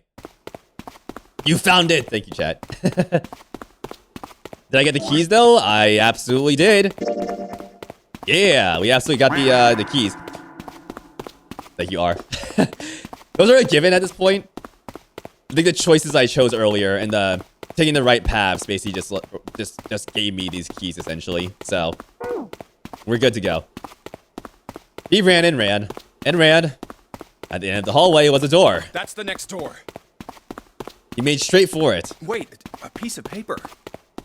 He was nearly halfway to it when he noticed a piece of paper in the middle of the floor. Junpei, I almost misread that. Yo, Rev with the raid again. Oh my god, thank you, Rev.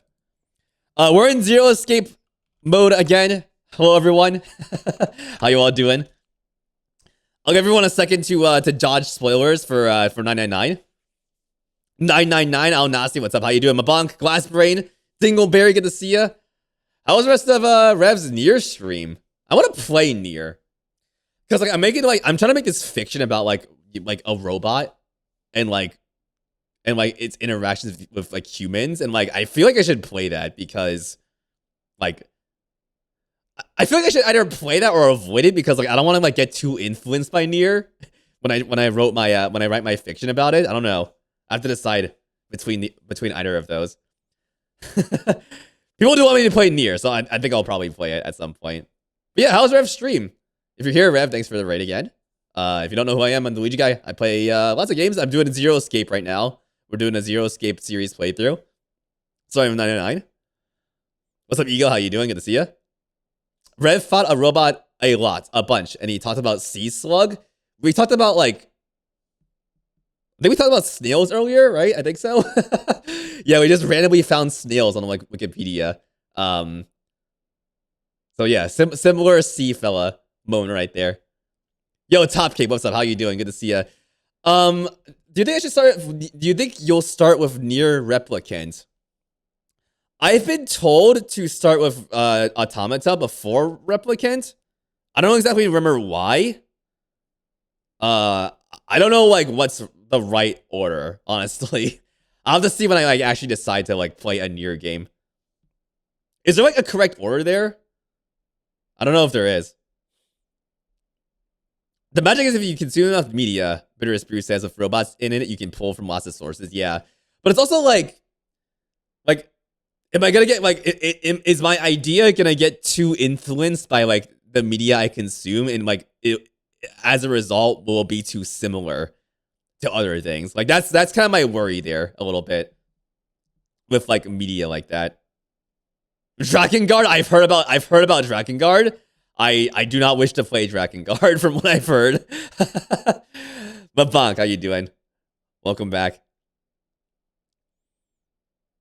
Should I post a picture of a Shoebird Bill Bird and your Rev's Boobot temp slayed you? Oh, that sucks. Yeah. You wanna post the Shoebird Bill here? I wanna see a shoe bill. You still got the photo? There isn't one, but you think Replicant's better first? Okay, I'll have to see. I'll get some more opinions on that when I decide to play some Nier. I know like nothing about Replicant, which is why I don't have a good answer between like, oh, which one do I want to play first? Oh, Nazi, thank you for the follow. I have a duck. Where's my duck? I've lost my duck. Guys, where's my duck? Where is it? I found the duck. At the same time, you found the duck, Ortho. What's up? How you doing? Good to see you. Let me see that shoe bill. Let's see.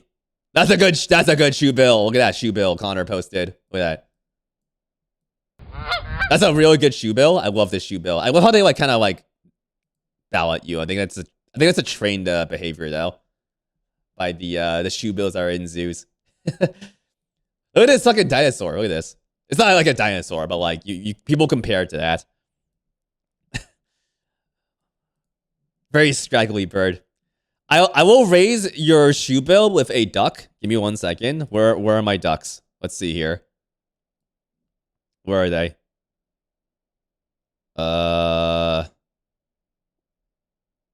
Where's a good duck? I will raise your big fella with a little fella. AKA this duck. There we go. Yeah, there we go. There's your raid, Duck. Thank you for the raid. Thanks for hanging around, everyone. We're going to get back to 999 in just a second here. So if you want to dodge spoilers, feel free to say goodbye. And yeah. Yo, Donut Rocket, welcome in. Welcome in. Replicant is first in the timeline, but you believe Automata is more polished. Yeah, that's what I mean. That's my understanding as well in terms of like timelines. I'm just not sure if like there's weird like reverse timeline stuff happening. I don't know.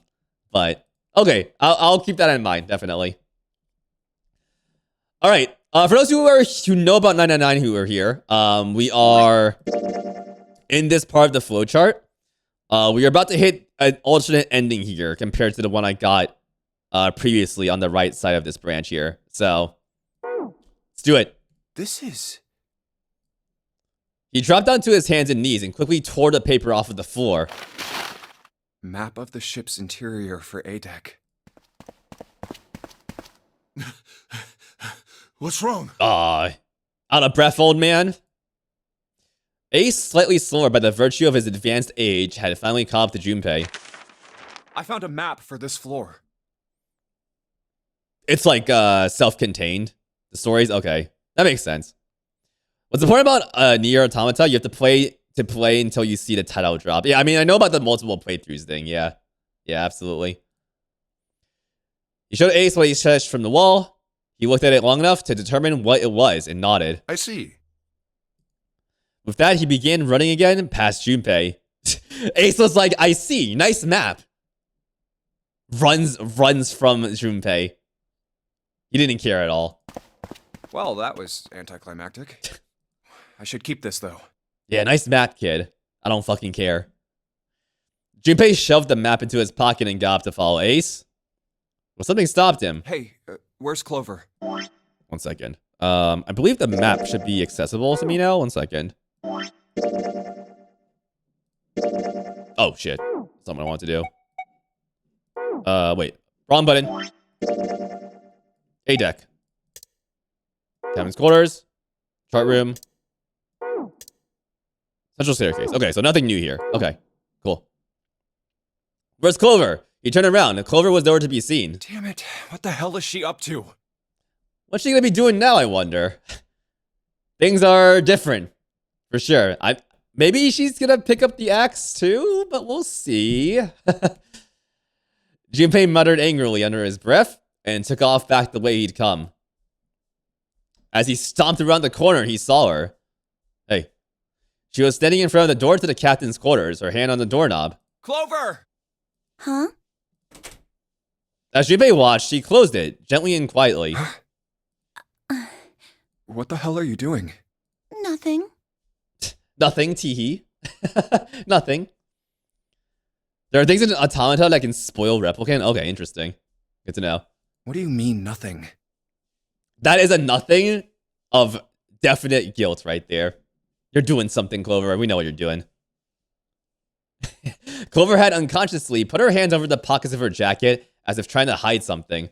What the hell is that? Me when I try to sneak snacks in my pockets into the theater. What? Little sus? Yeah, a little sus. I saw Sonic 3 last week, and I sneaked some snacks in. No one cared. No one cared. You never heard of the Zero Escape series until now, but you looked it up and the trilogy has a 90% to 92% sale on Steam. If you want to play it, I would highly suggest like not watching this. I would highly suggest that. If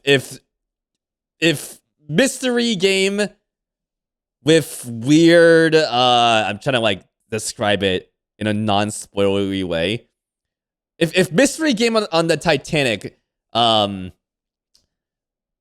turns into like a death game interests you, and you like visual novels with weird twists, I would recommend this. Yeah, if anyone wants to get this right now, there's like a huge sale for this entire series on Steam, the Zero Escape series. Yeah, don't watch the stream. I'm like self-sabotaging myself by saying this, but like I care more about like people's experience with games than like my own stream here. So it's like, hey, go enjoy the game yourself. There you go. Go enjoy the game yourself. Chat is saying what I'm saying too. So chat is full of like Zero Escape lovers. You should listen to them. You should. You are only very against spoilers for games you're really into, so you're fine watching. It's up to you, but like this is like one of the games that like any spoiler just like ruins. So I'm gonna warn you, but it's up to you. You love Sonic 3 Top Cape? It was really good. I loved how they did Shadow in that. Also Shadow and Maria, especially. I like that, especially in the movie. You've seen VLR and ZTD, Donut Rocket. I've heard things about ZTD. We'll get to those at some point. You've got something in your pocket. What is it? Oh, this? This is... You wouldn't say spoilers would ruin it, but it does give a very different experience. That's fair, yeah. It's like...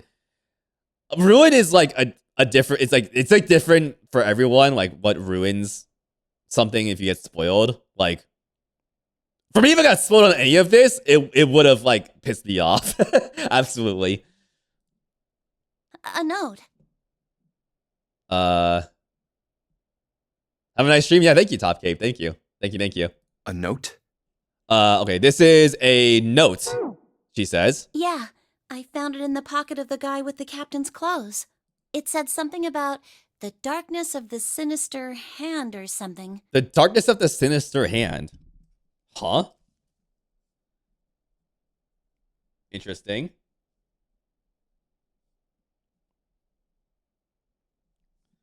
That says, I think this is new, by the way, in this route. The darkness of the sinister hand. There we go. What the hell? Let me see it. No, not right.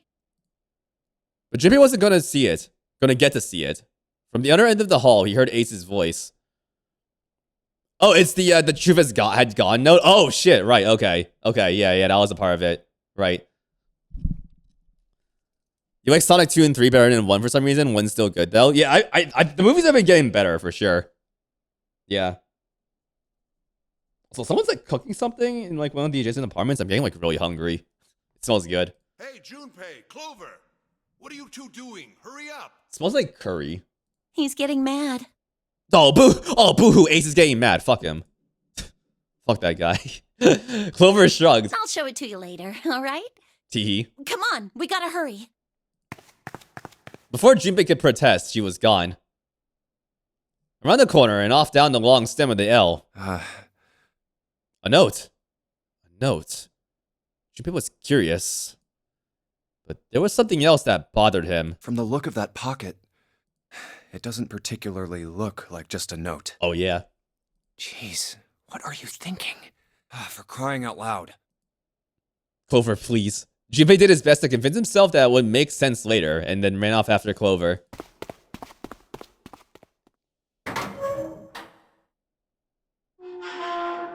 Alright. Junpei pushed through the door and found himself in a large room with a large set of stairs. The big stairs. Huh. So this is where it ends up. Just like it says on the map. It was just what he'd expected to see after reading the map. Is this a ship? This is a ship like the Titanic. His IC, after reading the map himself, meant that Ace had probably realized the same thing. Ace, did he head down? He put his hand on the handrail and leaned over to look down. Oh, there he is.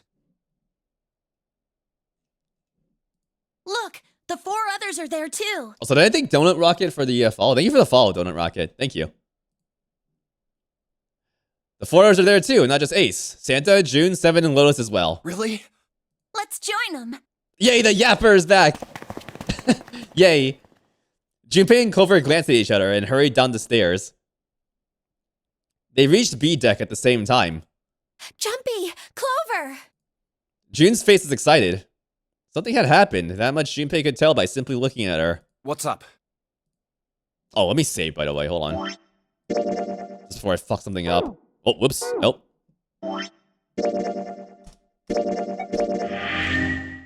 There we go. Given their situation, he was not inclined to be excited about sudden developments. June, however, couldn't contain herself. We found it! We found it! Found what? We found it! It! What did you find? The last door! We found door 9! Yep. What? Come on! Just follow us! We'll explain on the way! Okay. Seven turned and jogged off down the stairs. Well, if that's the case... Wait for me. We should get going as well. The rest followed. Jumpy! Aw, Jumpy! I love that voice clip. Jumpy! We finally made it! The relief and excitement in her voice echoed what each one of them felt. Yeah, it's fine. Junpei wasn't quite ready to believe they'd really done it, at least not just yet. Still, if anyone had said that it was door number 9, then it probably was. We've reached the end. He could feel his heart racing. A mixture of anticipation and fear ran through his veins, and he could feel his legs shaking. He was doing his best to maintain a sense of healthy skepticism, but he couldn't deny that the prospect of escape was an exciting one. Something's bothering me. Only 3 to 5 people can go through the numbered door. Teehee. 7 of us are on our way to door 9. That means that, best case scenario, there will be 2 of us who have to stay behind. Me knowing more than Junpei. Me, the knower. I am slowly becoming the knower. I am not as knower as people in chat, but I am becoming the knower. 2 people. Is there a way? Junpei looked over at the clock. 4:30. We've only got 90 minutes left. I've got no time to wonder about it now. Hey, Junpei! June! What the hell are you two doing? Hurry it up! Oh, just flirting. You know how it is. Santa's voice jolted Junpei out of his reverie.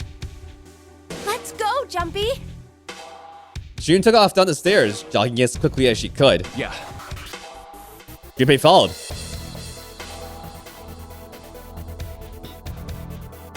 I forgot what that other, like, what that Uranus door was. Like, I don't know the layout of the ship at all. Like, it's just been, like, vaguely... They've, like, mentioned it once, and then, like, I just have not made a mental map of, like, this ship. I'm really bad at making mental maps of places. It's like, hey, like, what street is this? I don't know. As a group, they piled onto the elevator and rode impatiently down to E-deck.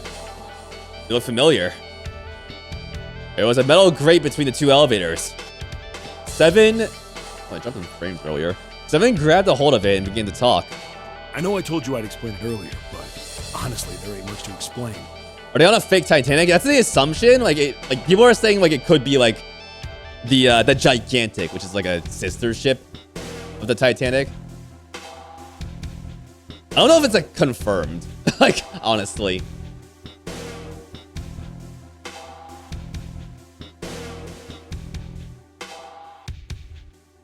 After we split off from you guys, the four of us got into the elevator on the left, and that took us to the other side of the grate. Cool. Yeah. After that, we headed down another hallway. Right, that was the other route. It took us toward the bow and eventually to the number 6 that you two found earlier. We opened it and kept going. There was another locked door behind it, like usual, but this time we had to complete 2 different areas before we could unlock it. Once we were through that door, there was another hallway that went the other direction, toward the stern. I have walked in your shoes, Seven. So, on your way, you found the elevator. That's right. So, in other words, you kinda did a lap, huh? You came from that side to this side. Yeah. With that settled, Junpei looked around. So, where's the number 9 door? Over here. Follow me. Seven began walking down the hallway that led towards the stern. Alright, one sec. Junpei and the others broke into a jog to keep up with him. By the way, Yeah, his Seven's big strides. Everyone's gotta like jog a little bit. Dude is walking super wide. They've been walking for a while, stood in silent step with Junpei when she spoke. you know, it's because of Santa that we're all here right now. Huh? That all 7 of us are going to door 9. What? You don't get it? Santa, 7, and Lotus. What's their digital root? That's 3 plus 7 plus 8. 9. There you go. 9. It's 9.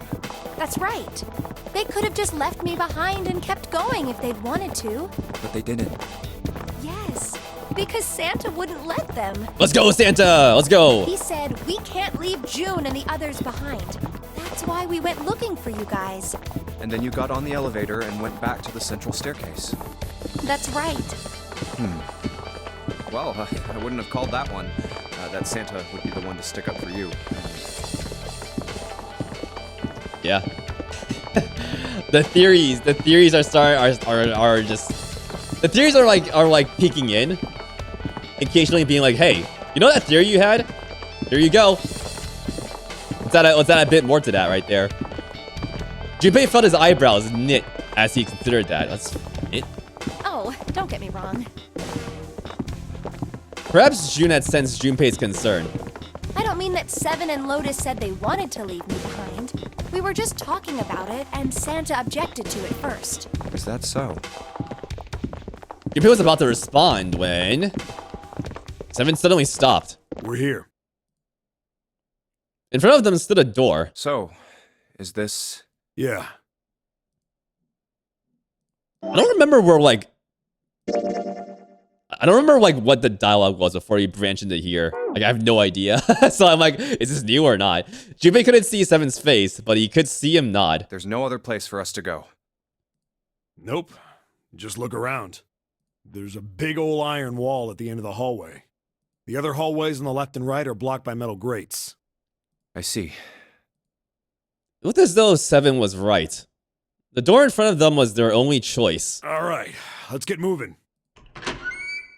He pulled open the door and walked in. Junpei took a deep breath and followed. Yeah. It appeared they'd been telling the truth. No way.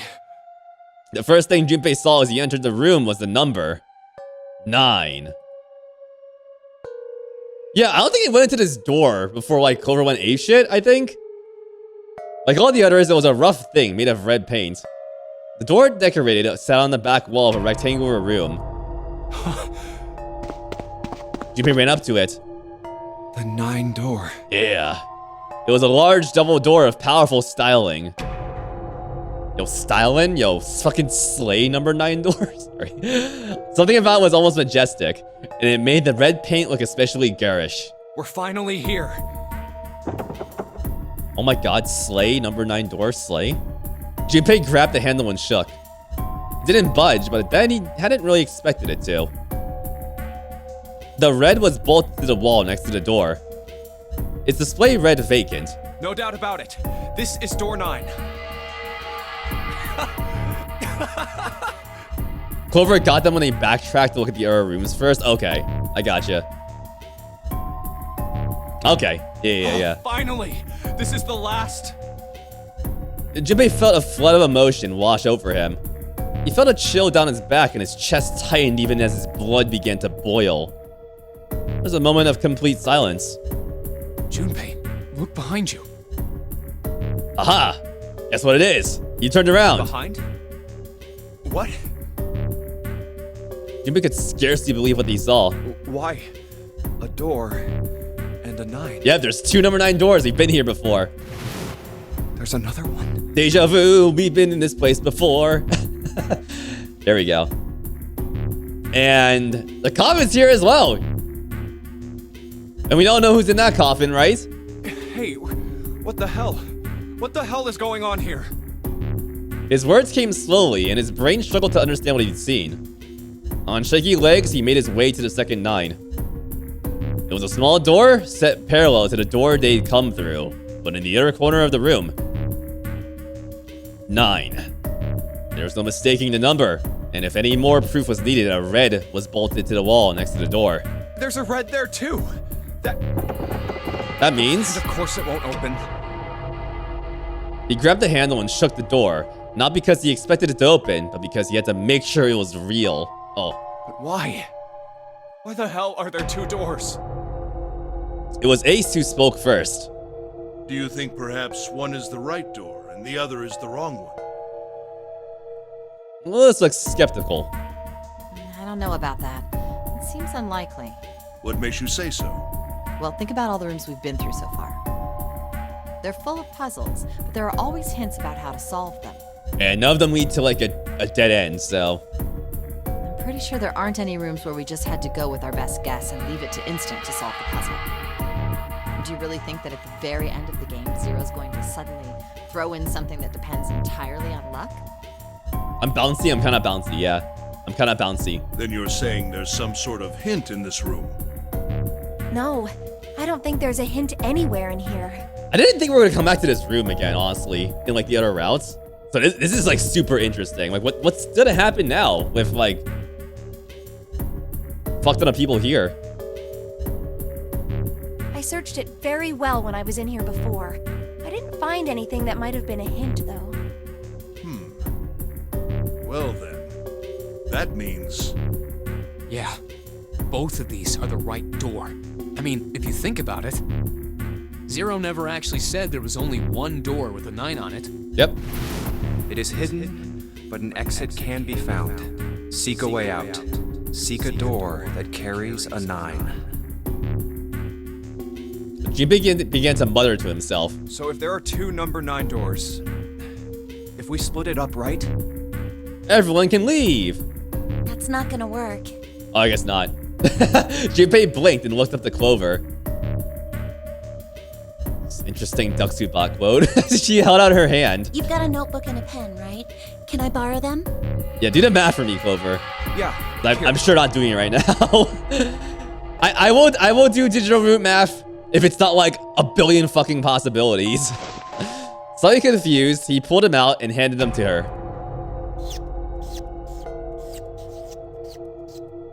Look at this. Clover opened the notebook to a blank page and set it down on the desk. Everyone else gathered around her and watched as she wrote down a series of numbers. Oh, wow. Oh, my God. Yeah. You get it? The numbers on the top are all the combinations with digital roots of 9. The numbers on the bottom are the people who don't fit. Ooh, that's not good. The girl leaving. Always leaving some people out who add up to 16, I guess? Yeah. There's only 8 possibilities if we split up into 2 groups of 3 or 4 people. So... If 3 people go through the door, then 4 are left behind. If 4 go through, then 3 are left behind. Right? Uh-oh. yeah. Clover nodded, almost as if...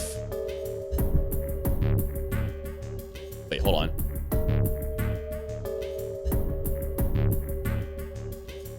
You bring the other bracelet, Clover? No way. Also, we got Snake in the wings too. Of course.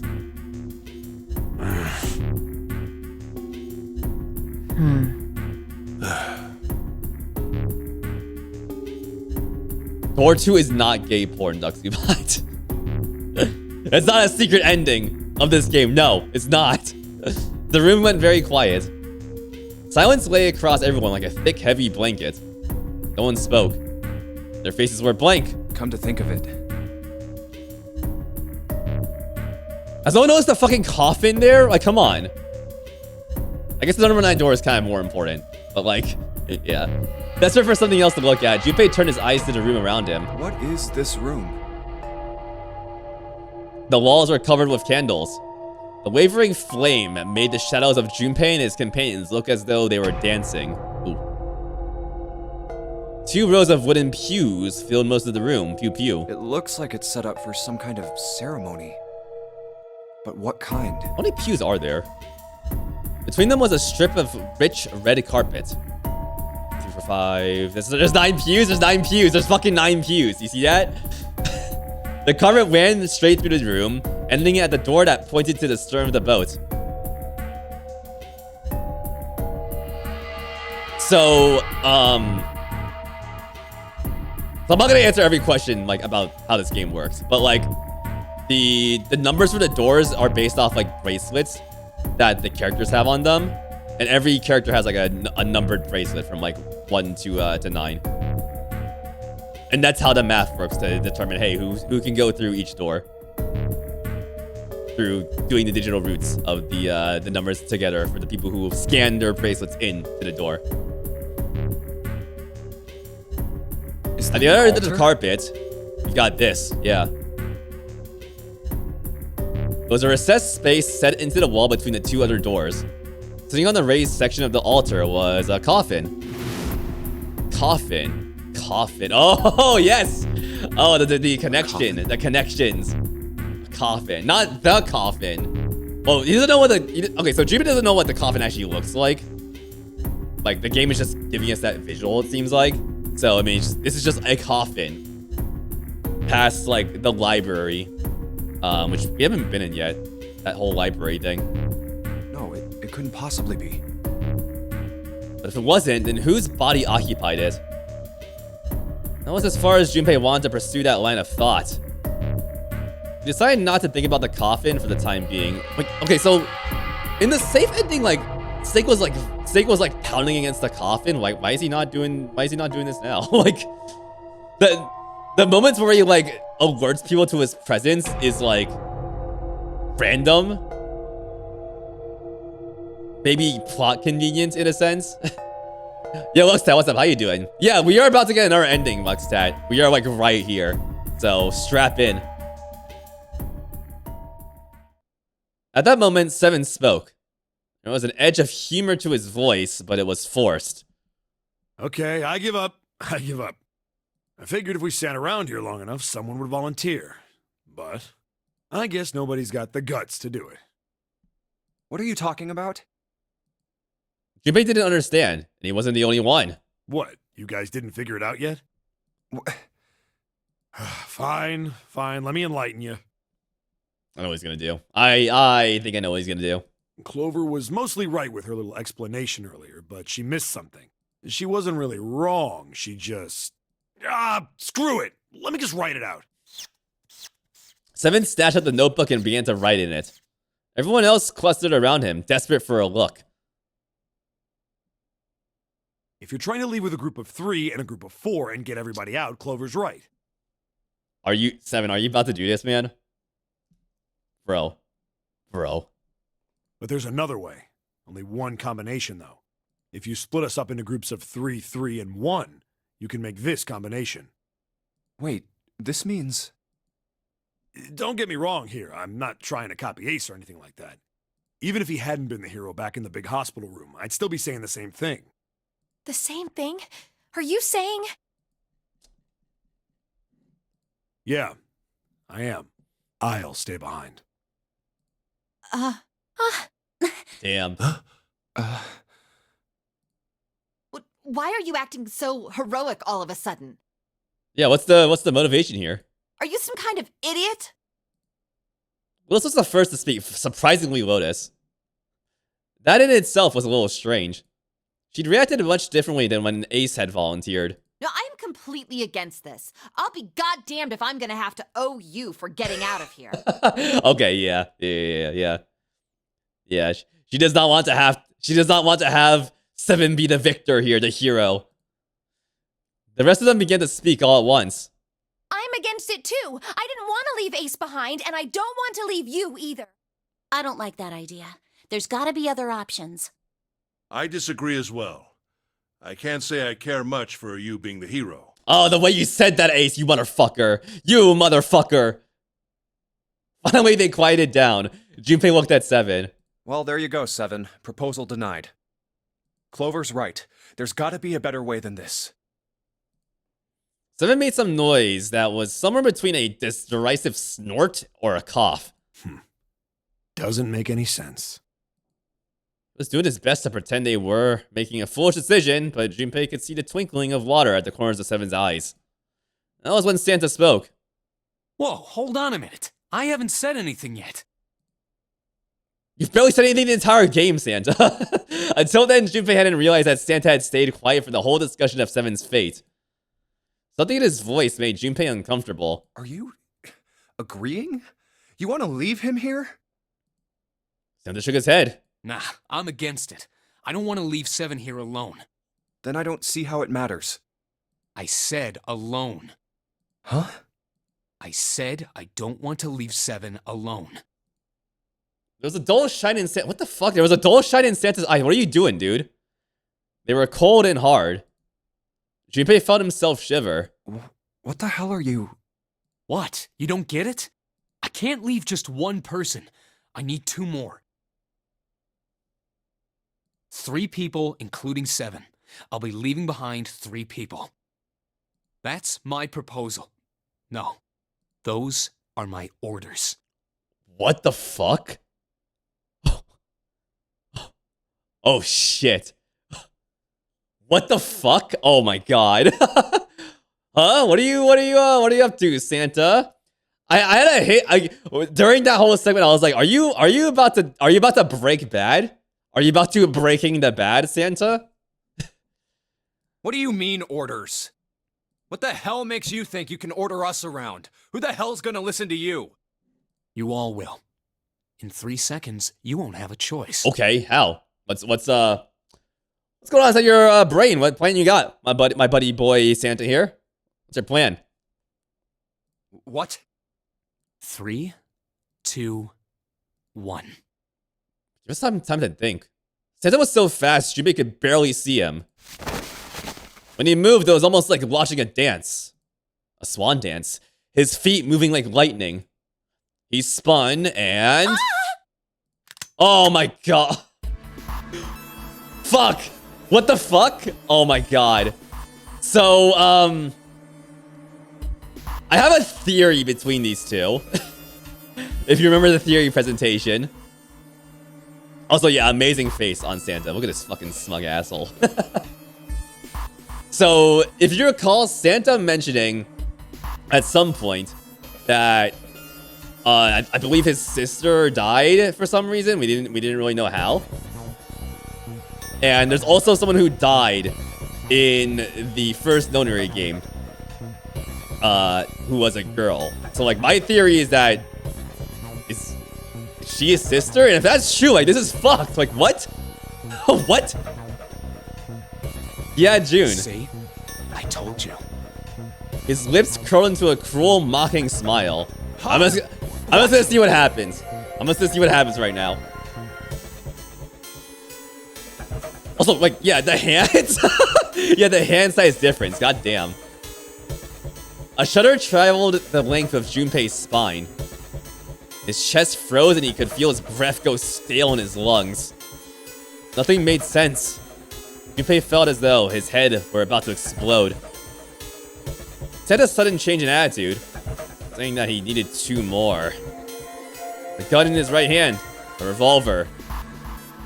Santa grabbed June from behind and pressed what Junpei's shaken brain identified as a revolver roughly against her temple. Why? What the hell is that? Also, where the fuck did you get this, dude? like what? Where on earth did Santa possibly find... Where on earth did Santa had Santa possibly found a gun? Junpei's questions roared in his mind, but his mouth refused to ask them. Remember in door 6? This is in reference to the gun.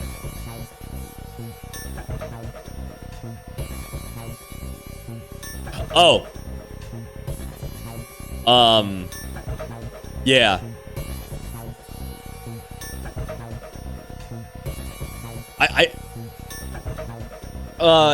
Specifics are lost on me on this one.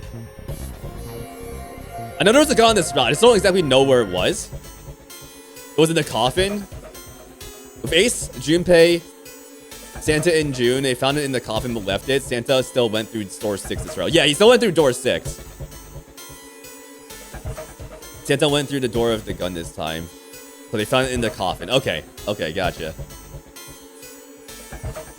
Read your previous messages. I read it.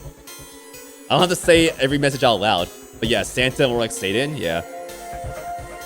Trust me, I read every chat message in chat. Because I have to make sure I have to make sure if I need to ban someone too. But yeah, the gun was still there. That's right. Okay, I remember now. Yeah. Seven spoke almost as though he had sensed Junpei's confusion. The gun's from the other room. Right. What room? One of the rooms behind door 6. I should have known he was gonna do this. I should have taken the gun. Everyone just leaving weapons behind like it's a freaking Yakuza game. Well, it's too late now, fat ass. Fuck you. Damn it. A mixture of fury and frustration twisted Seven's face, and he glared at Santa. Santa, for his part, didn't so much as flinch. The corner of his lip twitched into a slightly wider smile. The smile faded, and he began to move. He walked backwards, dragging June with him. Before long, his back was resting against the door. Okay, so it's,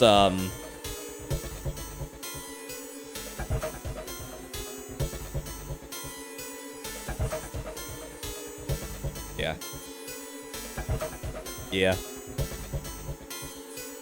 I just wrote down some numbers. Yeah, it's 3 and 6 right now. Before long, his back was resting against the door. On the wall next to him was the red. He just put his hand next to the scanner panel quickly and then forced June to do the same. Now, time for you to start following my orders. Ace, Lotus, congratulations. I've chosen you to come with me. So, chose, at least for now, Ace and Lotus, because, you know, 9, 1 plus 8. Put your hands in the red. 3 plus 6 plus 1 plus 8 equals 18. 1 plus 8 equals 9. That was what Santa had meant when he said he needed 2 more. Hey, you deaf? I gave you an order. Santa's eyes narrowed to slits. By the way, who knows if this gun's loaded, by the way? Or if it even has ammo? Like, it looks very ornamental. Like, there's a good chance it's not loaded. He glared at Ace and Lotus.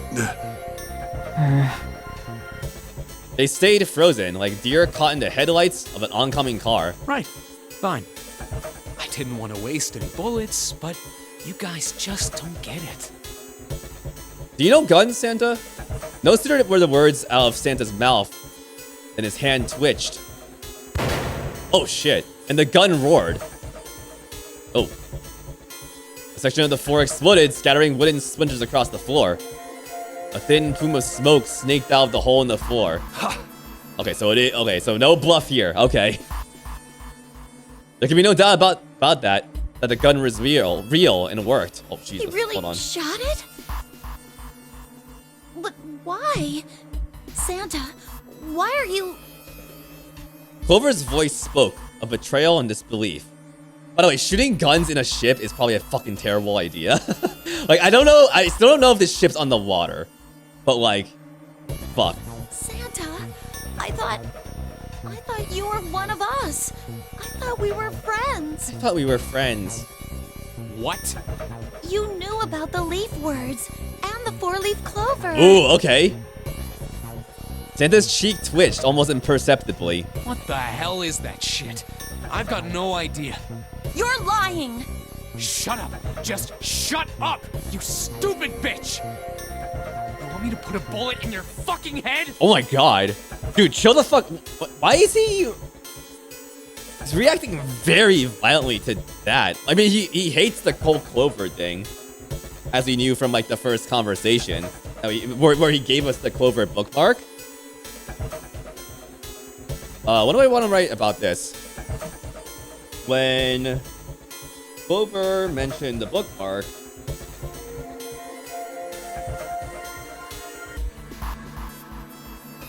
Santa reacted violently. That should be good enough.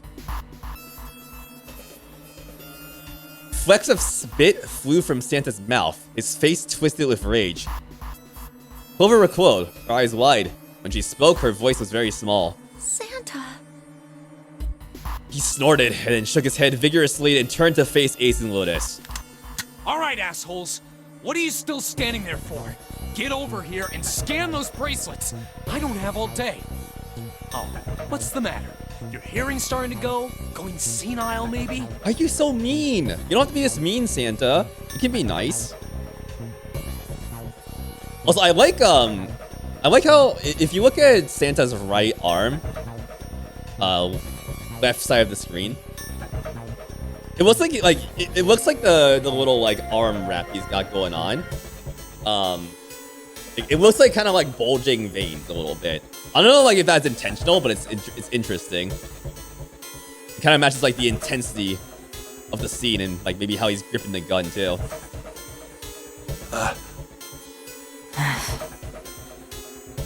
Ace and Lotus still didn't move. It almost seemed as if they couldn't move. June's face was pale behind Santa's arm. Let her go, son. I swear to God. Her eyes were wild and her chest heaved with every quick breath, like an animal cornered by a predator. Gunpei's mind worked furiously. What were they gonna do? Then he realized something. There's nothing they needed to do. There was nothing to debate. That's it. June's safety was the first priority. That much was obvious.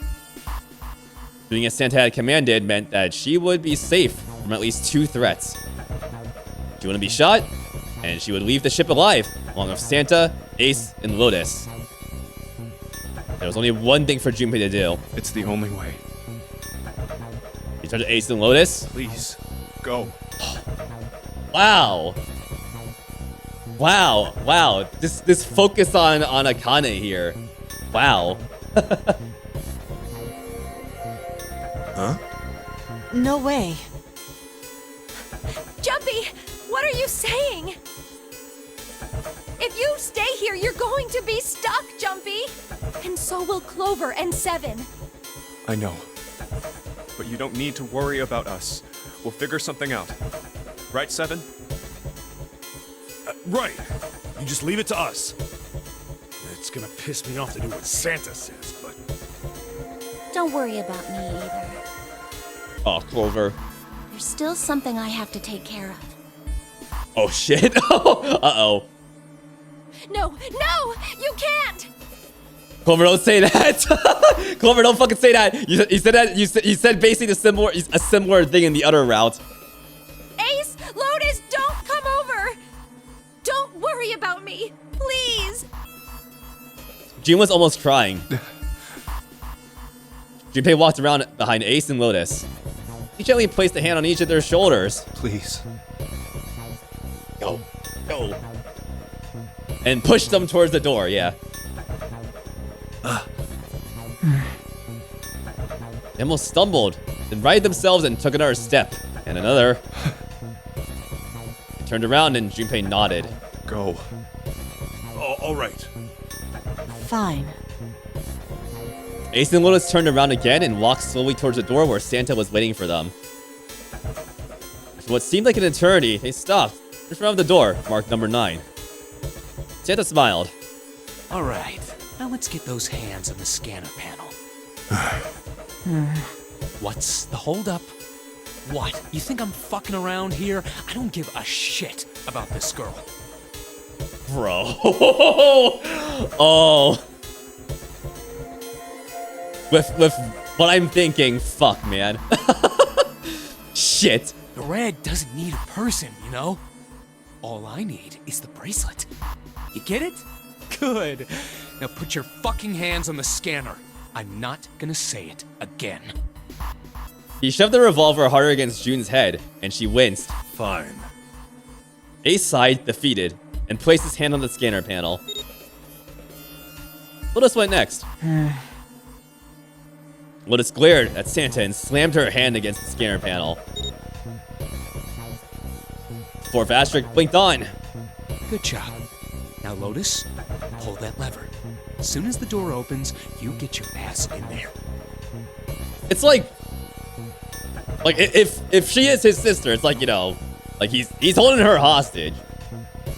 But I guess she's going with him, you know? So like it's like a fucked up weird situation here.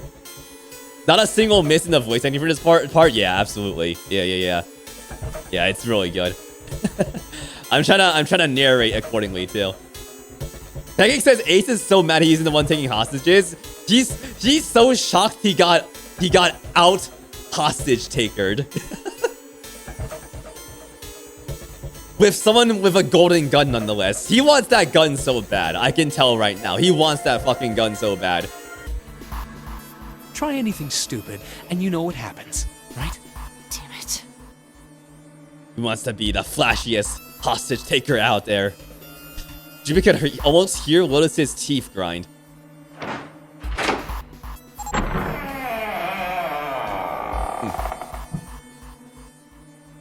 The door slid open.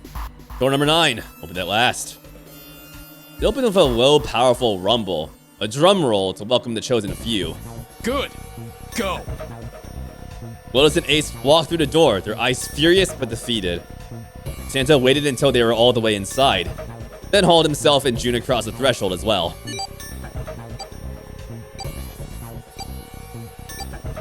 Later. 6, 7, 8. Later. Okay, well. That is sealed now. After exactly 9 seconds, the door swung shut. The gust of air created caused the candles on the altar to flicker and die.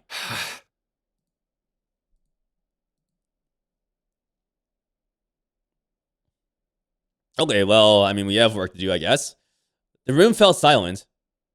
Junpei, Clover, and 7 had been left behind.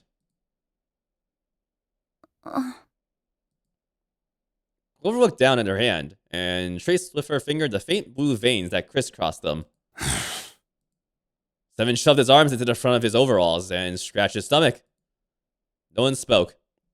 First situation, by the way, in the game where, like, someone's gone through a door and you haven't, which is interesting. No one spoke. Silence made the air feel thick and oppressive. It just feels different now. Like, I mean, the number 9 door's notwithstanding. But like, it's just like, we've been left behind now. Desperate for something, anything, to occupy his mind, Junpei walked to the larger of the 2 9 doors.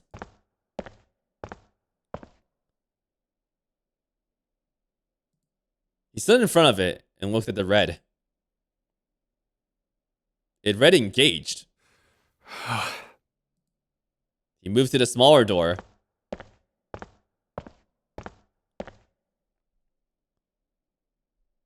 The red read vacant.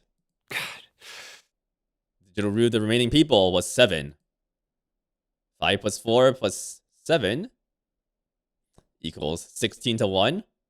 Plus 6 equals 7. There's no possible way for him to open a door with 9 on it. Junpei touched the surface of the door. Oh, man. June. Again, who's in the coffin?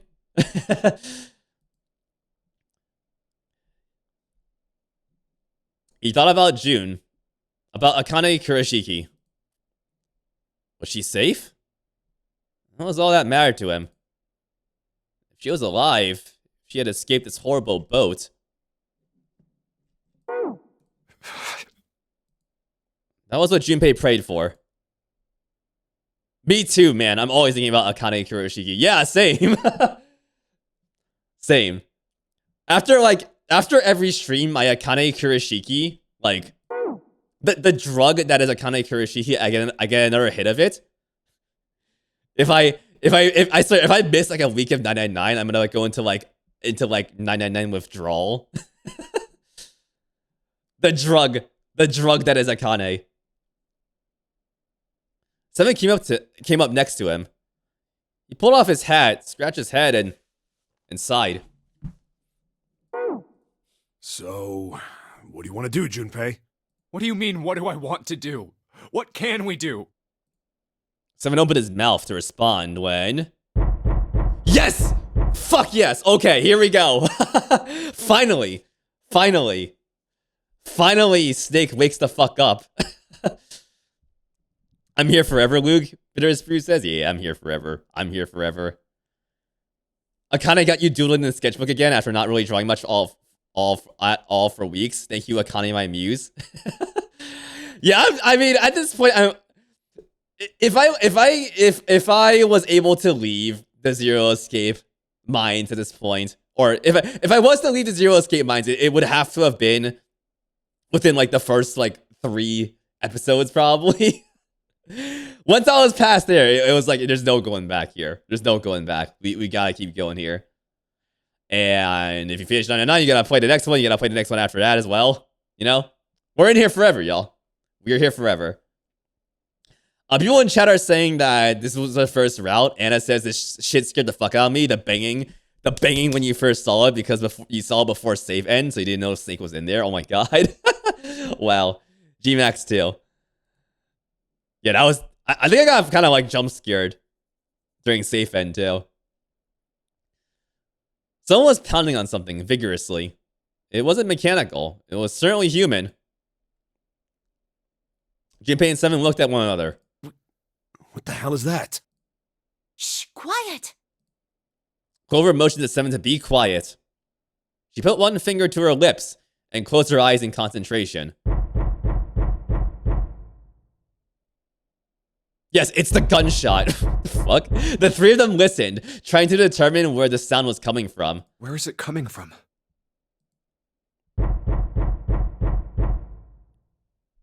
Could it be? Hey, I think it's coming from this coffin. Hey, who's in the coffin? You're right. Let's open it. But how? What are those muscles for? For show? You're telling me to force it open? Yeah. Just shut up and try! Junpei and 7 grabbed hold of the coffin. Also, yeah, like he's not fucking fat. He's just big boned and big muscled. Look at that. Much more respect from Clover there. I almost did it again. Almost mixed the two up again. Scratch it off your bingo card for Luigi's 99 streams, mixing up Clover and Lotus again. They tried to get a good grip of what little purchase they could find and pulled with all their strength.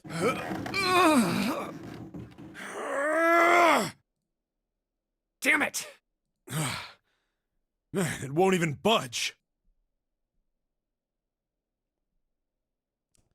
There was some sort of keypad attached to the coffin. Its purpose would not have been difficult to determine. Their eyes were almost immediately drawn to it. Not another one. Hold on. I really need to like digitize my notes because I'm at the point where I have to like Control F. I need to like Control F through notes to get stuff from like other routes, and I just can't do that with like written notes. This week I'm gonna transcribe all of this shit. And you all get to see it too. I'll put it like in a PDF or something. Yeah, looks like it. Do you think we have to put in the right password or it won't open? I think so. Oh, right. Yeah. Right. Yeah, I know how we got the passcode again. I remember now. The noise wasn't stopping. In fact, it was getting louder. Whoever or whatever's inside this thing wants out. And now. Snake wants uppies. I know that. He want outie. But how? Without a passcode, I don't think there's much we can do. Now I'm just thinking about cats that are like named after like Zero Escape characters. What would a snake cat look like?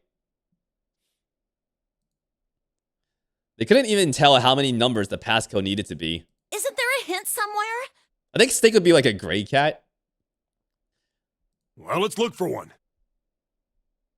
Sadly, Dumbass is older than your love for Zero Escape, yeah. In a different timeline, Dumbass would have a Zero Escape name.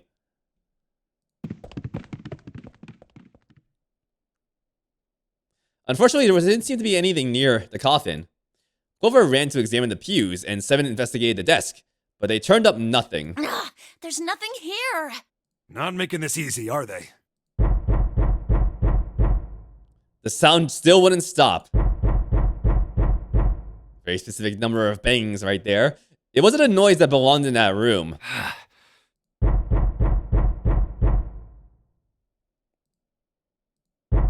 What's the passcode? What am I supposed to do? How can we figure it out? I need something. Oh, wow. CGI? The world blinked. What the fuck?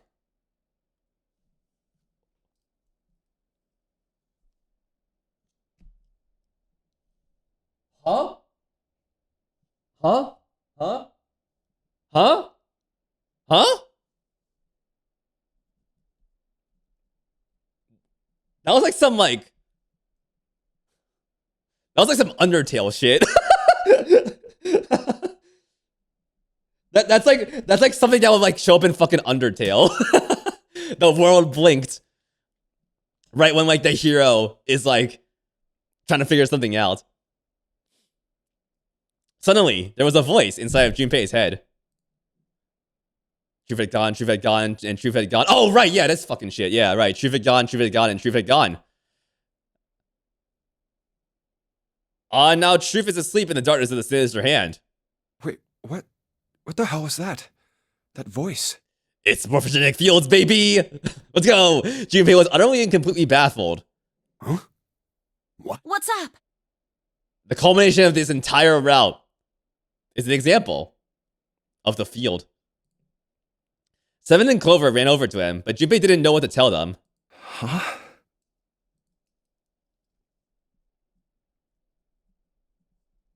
So that's showing up again.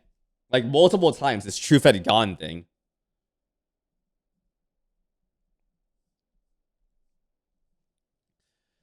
If he told them he heard a voice, they'd laugh or worse think he was going cuckoo, insane.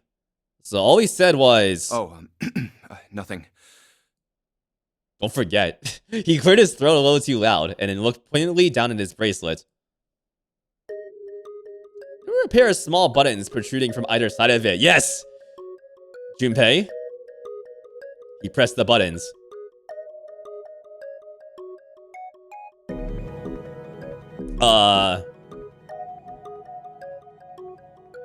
It's the, fuck, I think, yeah, truth is right. Yeah, so...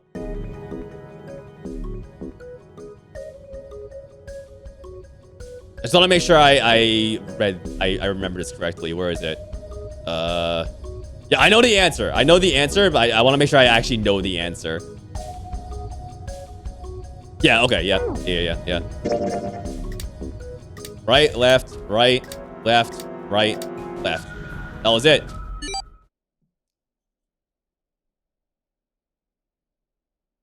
Yeah, thank you, Cyril. I got it. 8 numbers blinked on and then off on the bracelet display. Junpei checked one last time. 1, 4, 3, 8. 1, there was more. 4, 3, 8, 3, 4, 2. I thought it was like 1. 4 numbers. I forgot the other ones.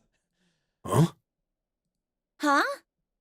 Hey, what the hell were those numbers? That's fucking wild. Like, did that come from the other route? That morphogenetic field? Oh my gosh. Are those... Huh. Junpei didn't answer.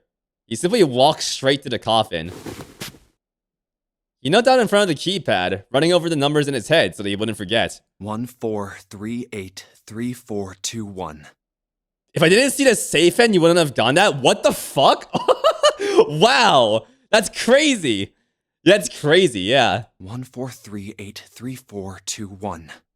So, finally, all this talk about, like, shit influencing things in the other parts of the world or, like, in the future and whatnot is coming to a head. It's actually hitting Junpei now. With trembling fingers, he punched them in. 1, 4, 3, 8, 3, 4, 2, 1. Oh, I remember his voice line with that. 1, 4, 3, 8, 3, 4, 2, 1. That was all of them. He punched the E button. There was a moment of complete silence. Oh shit, chat. If you notice the safe end has a yellow key on it, it was for here. Oh, there was! Shit! Yeah. Then there was that sound of the coffin lid unlatching. We'll look at the flowchart in a second. Someone sat up out of it. No way. What? Why are you... Yes! Yes! Yes! Oh? Is that you, Clover? I apologize for worrying you. What's up, Snake? Snake! You? Why? Junpei? And 7? Is that you? Is everyone else there as well? Just like Rip Van Winkle. Still, it was very much like Snake to simply cut to the heart of the matter and ask. Oh. Jeez. Junpei and 7 shared a wry smile. Clover's eyes are filled with tears. You're back! With a cry of joy, she leapt into Snake's arms. Yes! Yes! Oh, this is so good. Yes! I'm so happy about this. Photon, I'm looking at Photon's comments right now because I know how much Photon likes these two. I like that one clip of Etika freaking about Snake being in Smash Ultimate. Yeah. Yeah. Going around breaking shit in your room. Yeah. This is so good. Let's keep going. Let's keep going. You've been all of the 99 people. Anna is their spokesperson right now. We've been sitting on this ever since we saw Photon fall in love with Snake. Yeah, oh my god. Oh my god. I'm gonna fucking cry. My body's still a little weak. What even, I don't even know what, we still don't know what the heck happened to him, first of all. So I mean, I'm still thinking a little bit, but let's enjoy this. Oh, you're back! Clover looked like nothing so much as a lost child who had finally found her home. She cried and cried and cried. Her eyes were red and her nose was running. She hiccuped and gasped as she was about to begin hyperventilating. As if, rather. You're back! You're really here!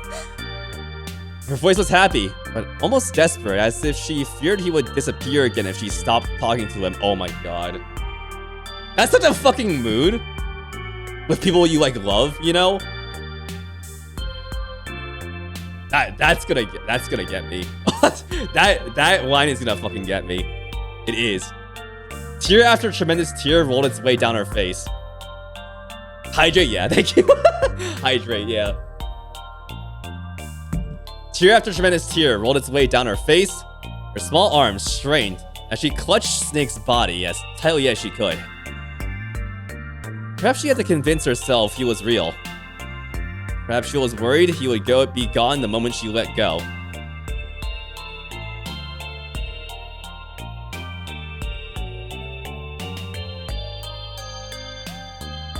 Fuck this, hold on.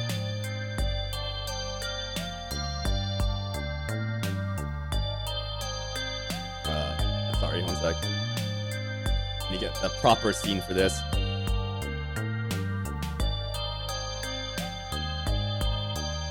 There we go. You don't need to see me right now. Perhaps she was worried he'd be gone the moment she let go. Perhaps she simply didn't know what else to do. You're back! Come now, what's gotten into you? You're acting as though I've returned from the grave. Not as though you did. I really thought you were dead. Huh? You jerk! Idiot! Oh, that's so cute. That is so cute. That's so fucking cute.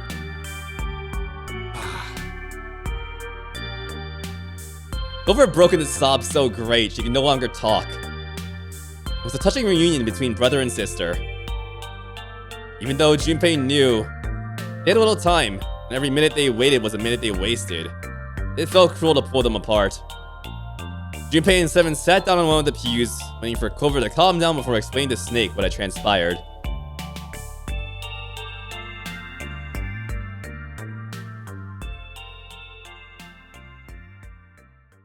I see. I believe I understand things rather well now, thank you. In the shower room, there is a dead body wearing my clothes. Because of that, you thought that I was dead, correct? He quickly and neatly summarized the events of several hours. Yeah. Junpei nodded. You also discovered a corpse in the captain's quarters, and Santa turned on you here, in this room. Do I have it straight? Well, the dead body in the captain's quarters is a surprise. Yeah? Sorry, there wasn't a good time to tell you. You're so unwell, you're making your pushies hug each other, Photon. Good. Good. Good. I support this. Don't worry about it. Well then. I've got a pretty decent idea of what happened while I was indisposed, but it's still something of a mystery who did all this, and why. That's my question. That's all I was saying before. The corpse in the shower room that looked like me, and the corpse in the captain's quarters. Why were they killed in the way they were? You don't know? No. Why would... The guy in the shower room. We don't know who he is, so let's just call him Mr. X. Mr. X? Okay. Anyway, this Mr. X is wearing Snake's clothes. Yep. But you're wearing some kind of weird robes. Yep. That means someone took your clothes and put them on Mr. X. It's kind of weird, but yeah. We need to figure out who that was. I apologize, but I have no idea who might have done this to me. I only just now woke up. I was unconscious during all the events you just described to me. Mr. Eggs? They must have undressed me and changed my clothes during that time. What the fuck did it? When were you knocked out? When we split up to look for the red. Where did they get you? Do you remember? It was a small room in one of the hallways on C deck.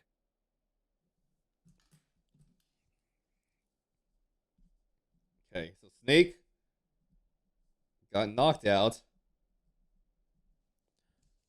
in a small room on one of the hallways on C deck. In a small room? What room? How small was it?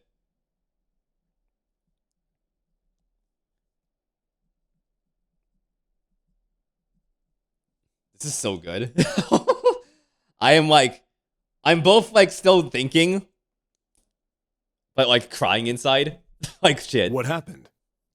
The same thing that happened to every one of us when we were abducted. Mm-hmm. A canister releasing some sort of gas was thrown into the room.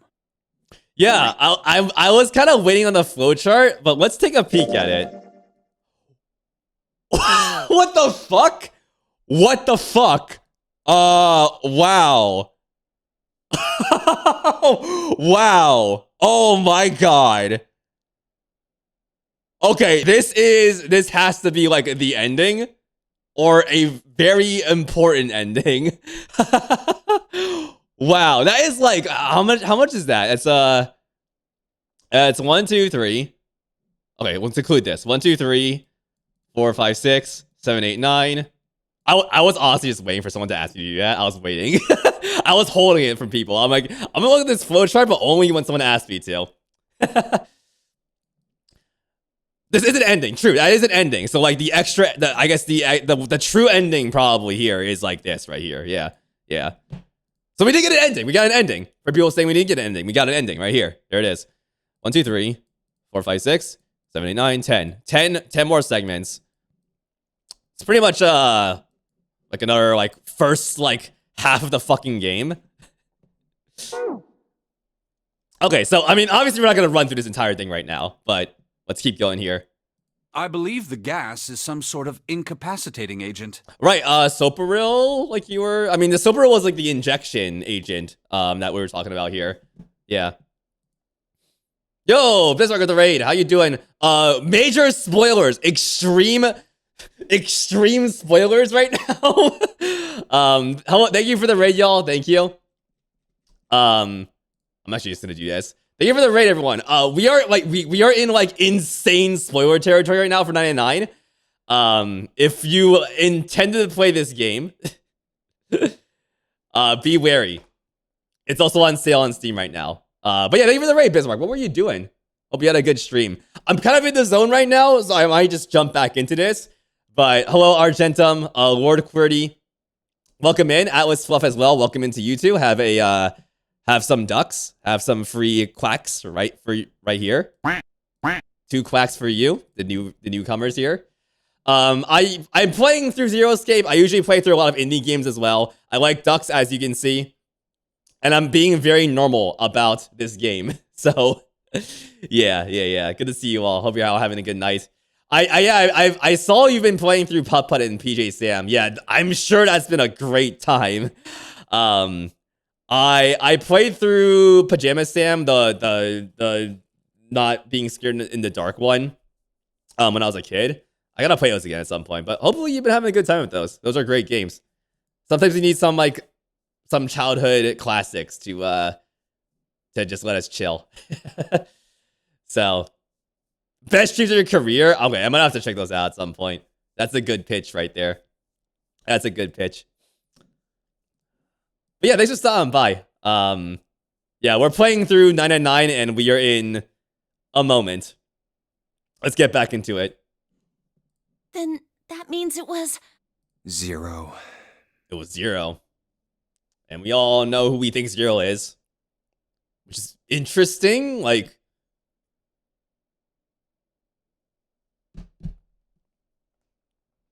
How is this happening?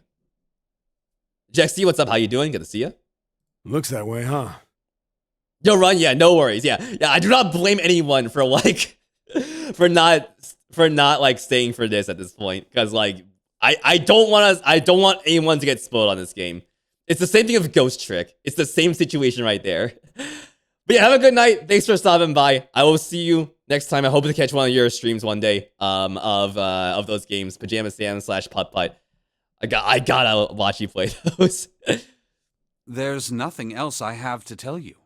When I woke up, I was in this coffin. Okay, so nothing else. Just I got ganked. I got gassed in the same way that everyone else got gassed when they were brought here. Oh, thank you for the follow. Thank you, Jexy. Thank you. Thank you.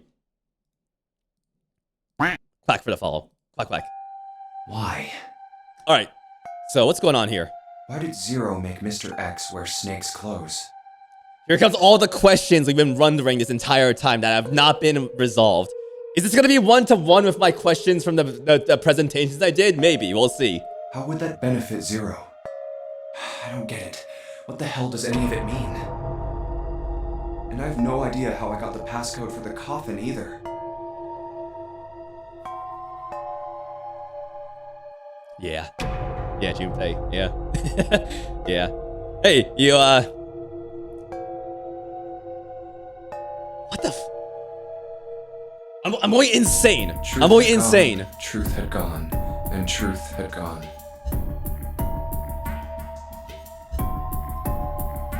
Like, I knew, like, this, like, cross route thing was gonna happen at some point, but, like, I never thought about, like, the implications of that. And like that combined with like how Junpei got gassed at the end of the safe route, like what the fuck is going on with that? Like the only thing I can think about is time loop, but like it can't be as simple as that. I don't think so. It can't be just as simple as a time loop. Where did those words come from? Why did I feel compelled to push the buttons on the bracelet after hearing them?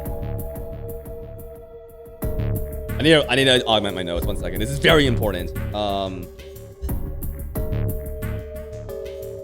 So going back to when Junpei got that like the world blinked prompt. Junpei heard the truth had gone message from another route, question mark?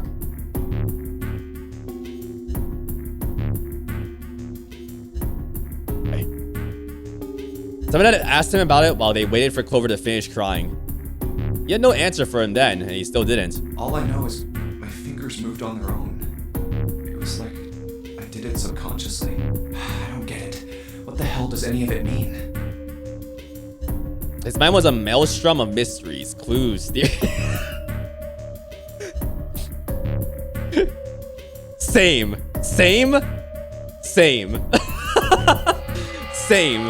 Junpei. He's just like me for real. He could barely think. Also, Snake and Clover had been subjects in a similar experiment 9 years ago. The ability Right. to access a morphogenetic field is affected by a couple of things. This is crazy. This is like all the questions I have right now. It's all coming to a head.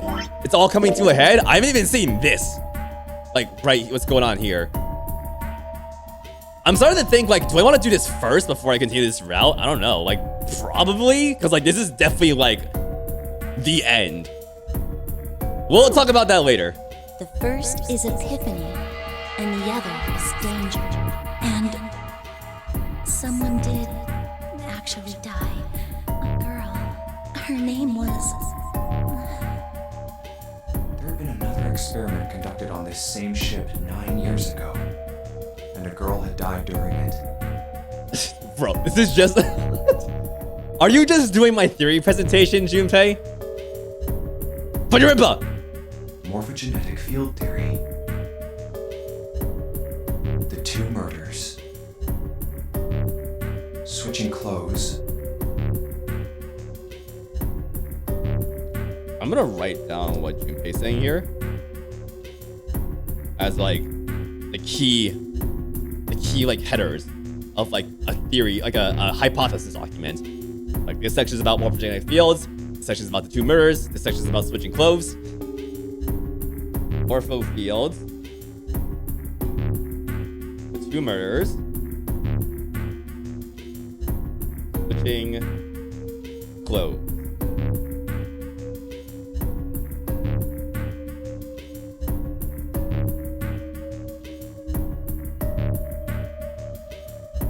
Oh yeah, I'm gonna get all the endings. Like whether I do that one first or this one. Yeah, there's no question. The nonary game. The noni games. The noni games.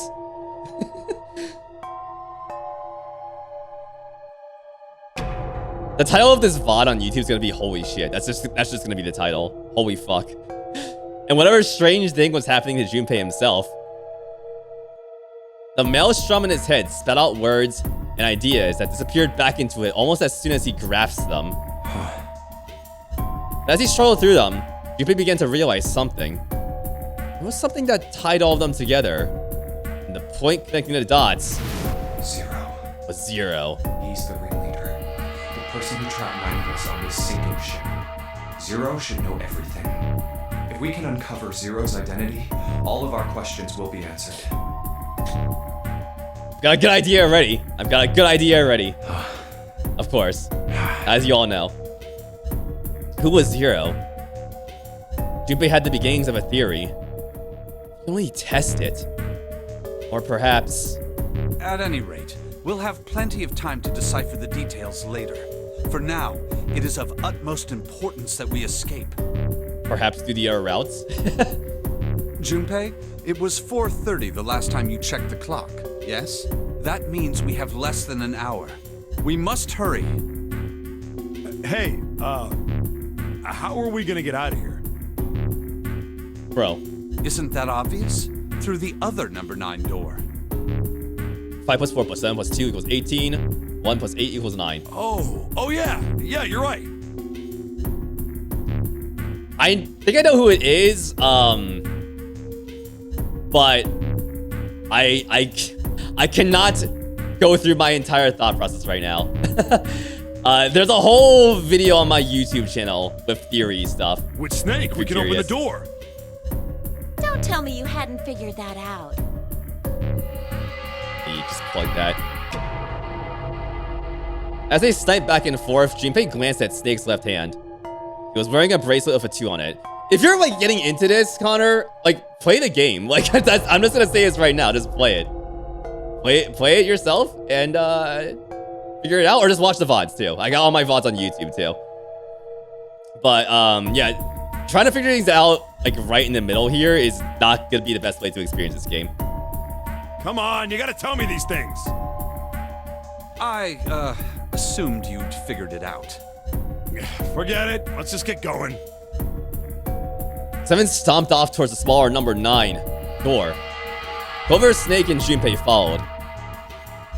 7 quickly laid his hands on the red. An asterisk appeared on the screen. There. Junpei and the others followed suit and laid their hands on the scanner panel. Soon, there were 4 asterisks on the screen. 7 glanced at them and laid his hand on the lever of the red. All right, you guys ready to go? Yes. Yep.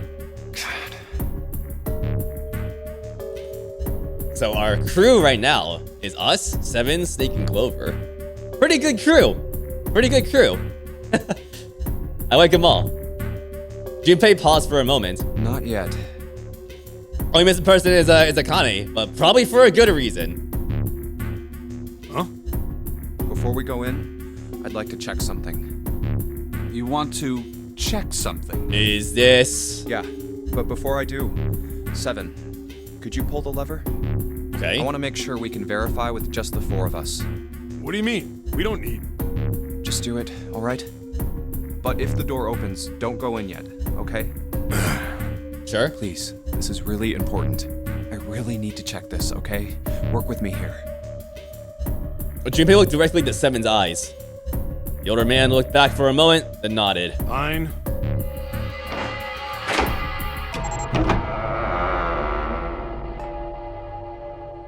Another door. 7 pulled down the lever, and door 9 creaked open. Then they waited. 6, 7, 8. Reverse the animation. After 9 seconds, the door closed. All right, that means the 4 of us can go into door 9. Good. So, we knew that already. It's obvious. Obvious. Yeah, you're right. It is. Now, what happens if we add Zero's bracelet? What? Zero's bracelet? Why don't you take it out, Clover? For a moment, Clover looked surprised, but she recovered quickly and stuck her tongue out at Junpei. So you did know I had it. Teehee, you knew. Hey, do you have that axe, by the way? I picked it up because I thought it might be useful sometime. She reached into one of the pockets of her voluminous jacket and produced a bracelet. Junpei took it from her and turned to 7. This was on the left hand of the corpse in the captain's quarters. If you look at it, you can see it's got a 0 on the face. Yeah, we know what this allegedly actually is. Like, in the safe ending, it was a 6, effectively. Just to make this a little easier to talk about, I'm gonna call the guy we found dead in the captain's quarters, Cap. Alright, Cap. Then I should be able to open door 9 with just me, Clover, and his bracelet. 5 plus 4 plus 0 equals 9. Though the big question is, if Cap is the mastermind of this game, would he really put one of these bracelets on? Anyway, let's just give it a shot. Clover, give me your hand. Okay. Now the captain's bracelet. And pull the lever. However, Yep, okay, cool. The door didn't open. The red display read error. I knew it. Now, what does this tell us? Maybe the bracelet has to be on your wrist in order for it to work? No, that's impossible. Did you see how the panel showed a third asterisk when I scanned Cap's bracelet? Yeah, it fucking scanned, dude. Whether or not it's on your wrist doesn't matter. All you have to do is put the bracelet near the panel for it to register. 7 waved his bracelet in front of the scanner's panel. There you go, yep. Sure enough, a single asterisk appeared on the red. Huh. Looks like you're right. Okay, so random question. This is like not related, like it's not super important, but like, did anything tell them that like they had to touch their hands on the panel specifically? I don't recall anything saying that in this game, in this known area game. They just assumed it, right? Yeah. That's interesting because like maybe some people assumed there was like biometrics, right? But I would have thought that like someone in here would like talk about like the tech behind the bracelet. Like maybe someone would try to like pull it apart. I don't know. Like maybe that isn't happening because like it's like a death game essentially. Maybe there's like some suppression going on there.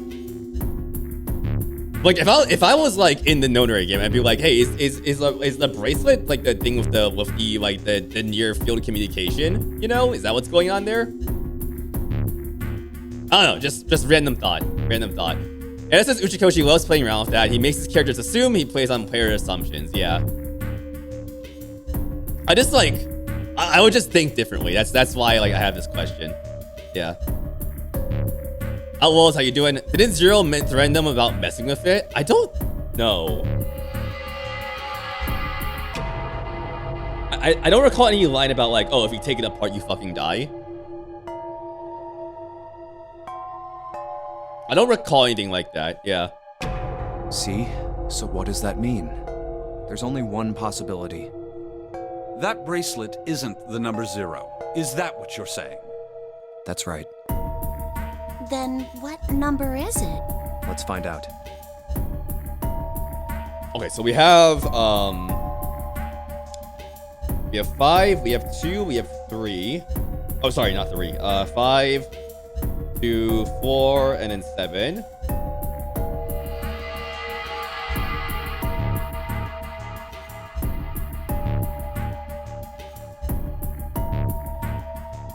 I'm trying to see like what possibilities they have here. They scan the risks of this combination. Ah, yeah. So we know it's 6. So to get 9, we need to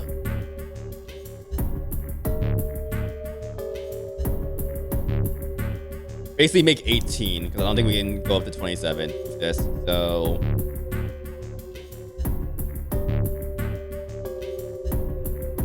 right.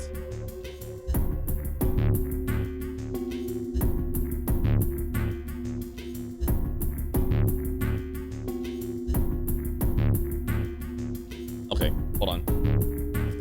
I'm doing some math here. Actually, let me do it on the screen. We haven't done that in a while. 1 second. All right, here we go. Let's pull this out again. Okay, so I see chat is talking about characters. I just want to get this math done first. So Snake plus Jumpy. It's 6, right? I just want to make sure I'm right here. Yeah, it's 6 for my notes here. All right, so 2 plus 5 plus 6, 2 plus 5, 2 plus 4 plus 6, 2 plus 5 plus 7 plus 6.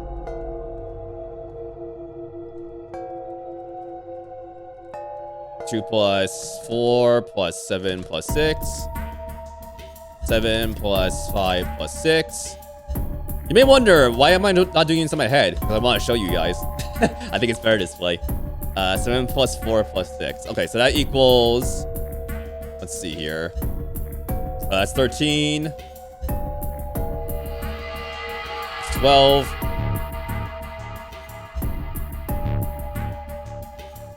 20. 11 plus 9. Yeah, okay. And then this is gonna be 19. Yeah.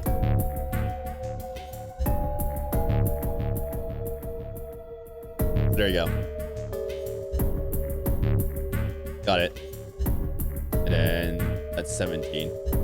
Yeah, so the answer is second to last one. 7 Junpei and Cap. It's 18. That should open the number 9 door.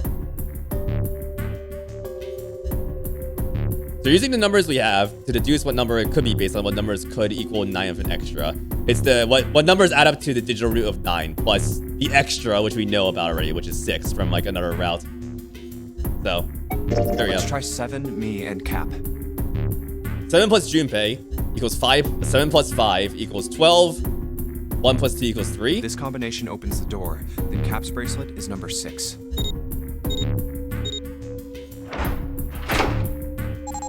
Yeah, there we go. Hey, it opened! Had the door opened! What? Why? What does that mean? Uchikoshi is the genius leading you on. The characters that make assumptions that you as a player have no reason to question it, and Uchikoshi uses that against you. Makes sense. Makes sense. Both Seven and Clover seem rather shaken. As they turn to look at Junpei for answers...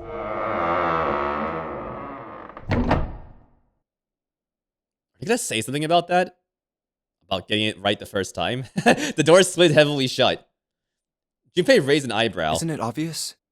Cap's bracelet is number 6. 7 plus 5 plus 6 equals 18. 1 plus 8 equals 9. But doesn't it say 0? This isn't a 0. The symbol on here isn't a number 0. It's a letter O. Oh. Oh. Oh. Whoa, wait a minute. I don't get it. I mean, we figured out that Cap's bracelet is 6, right? Yeah. Does that mean there are 2 people with 6s? Before Junpei could answer, Snake spoke up. There is most likely only one person with a 6. But I don't get it. What about June? Well, this is only an educated guess, but I think June's number was never 6 to begin with.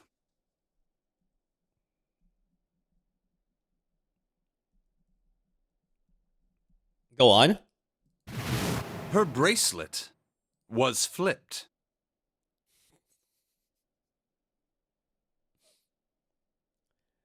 That's all I was fucking saying about the bracelet. I'm like, oh, I was like, when did I say this? Like, I swear this was like the second stream or something. It's like, oh, what if it's like a fucking 9? Because you can flip the number, right? In other words, June's real number is 9. I fucking knew it. That seems the most likely. Then all this numbered door stuff was just a load of crap? Why would you say that? Because if June is 9, then the numbers wouldn't match up. Right, yeah. Clover grabbed Junpei's notebook and began to write furiously in it. Here, look. Oh man, Clover is the writer in this episode. She is the writer. She just be writing. The calculator. Junpei leaned over to look at it. List of all the numbered doors June's gone through. Oh my god, how do you remember this? What I'm writing, okay, Snake? I'm gonna screenshot that. There we go. And that's everything. Number 1 door, 4. 6 plus 3 plus 5 plus 8. Remember, June's number is 6. Equals 22. 2 plus 2 equals 4. Basically, it's the combinations that add up to, like, June and whoever else went with June going into the numbers she went to, the numbered doors she went through. I wrote down which door she went into and with whom. Is 8 infinity as well, Al-Nasi? Oh my god. And I wrote what all the numbers were. So if you switch 9 and wherever there's a 6, if the digital root is 7, then you can't open door 4. If the digital root is 2, then you can't open door 8. Clover, do you notice anything interesting on that list? I'm trying to look for patterns here. with like the final number here. What do you mean? You're talking about 3, right? 3? Santa's always in the room with her. That's what you're saying, isn't it? Oh shit! Right. Wow. Okay. Wow. Okay. Okay. Hold on. Hold on. Hold on.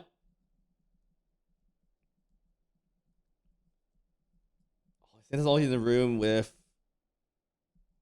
I'm gonna call her June. Yes, that's right.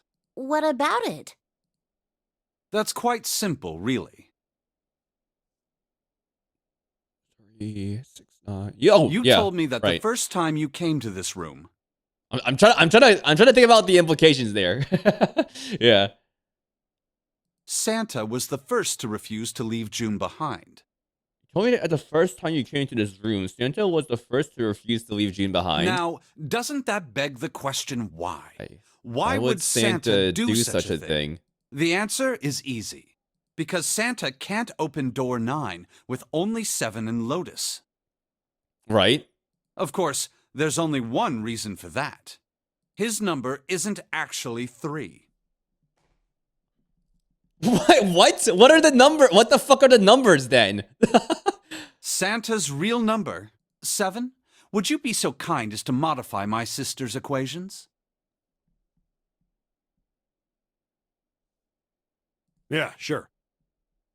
Wait, hold on. What the fuck? Okay. Hold on. My god, he's S Epsilon. Yo, what's up, Slowpoke? How you doing? Wait. So 3.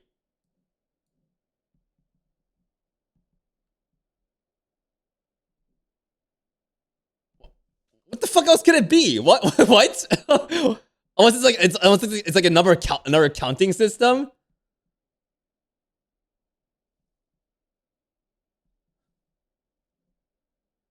Or like a symbol or some shit like that? Or I don't know, like a kitty face? I don't know, man. Like 3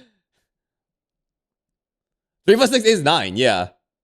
So if Akane's bracelet is actually 9,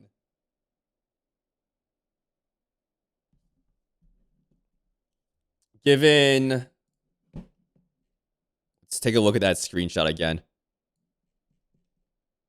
Let's see here.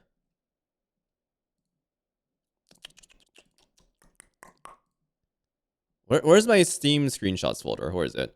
Sorry, I'm like really hungry. I'm really hungry, so I'm not working at like top capacity right now. Let's see. Okay, so here we go. Let's stare at this for a second. So, ow, let's rip my earbuds out. That hurt.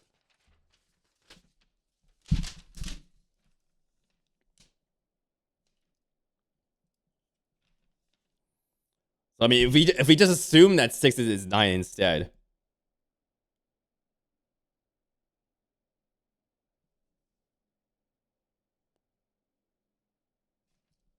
So it's like fucking. So it's 0?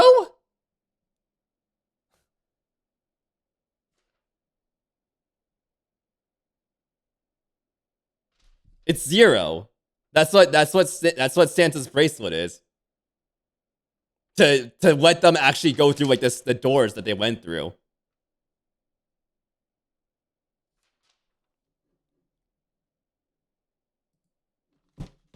This has to be like another like fucking like.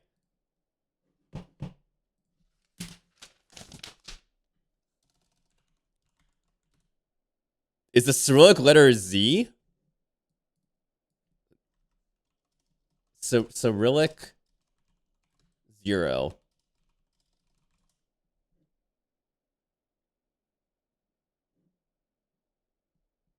No. That's not what I want.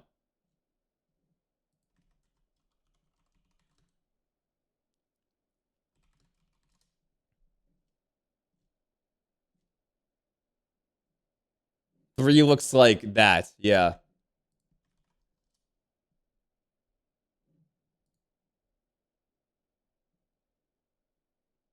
Can we replace the voice fricative Z, like the pronunciation of Z in zebra? Interesting. A little fun fact, I guess. Yeah. Let's see. 7 took the pen from a confused Clover and began to adjust her calculations. This is what you were getting at, right, Snake? Yeah. He read all the changes he'd made. When he finished, he looked at Snake. Snake smiled. Thank you. That is exactly right, 7. Santa's true number wasn't 3. It was 0. No way. Santa is 0? Really now? And June was 9, not 6. Conversely, Santa was 0, not 3. Plus 3 and minus 3, they cancel one another out. Right. Nothing appears out of order. Santa was still playing by the rules of the nonary game this whole time. Precisely. So you're saying Santa planned this whole thing? I'm not sure if he acted alone or not. Is it both of them now? Are they both 0? But I think it is safe to conclude that he is 0. If my hypothesis is correct. Clover bit her lip. She seemed to be having some difficulty believing her brother's explanation. Junpei. Junpei remained silent and thought. Snake's hypothesis. Something doesn't seem right. June's bracelet being flipped. Even if that were possible, that would mean there are 2 number 9 bracelets. And if that's the case... All right, that's enough talking. 2 number 9 bracelets. I'm gonna have to cook on this shit this week. My god.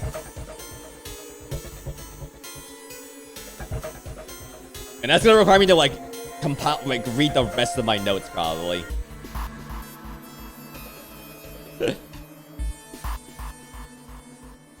Let's go. It's high time we went through that door.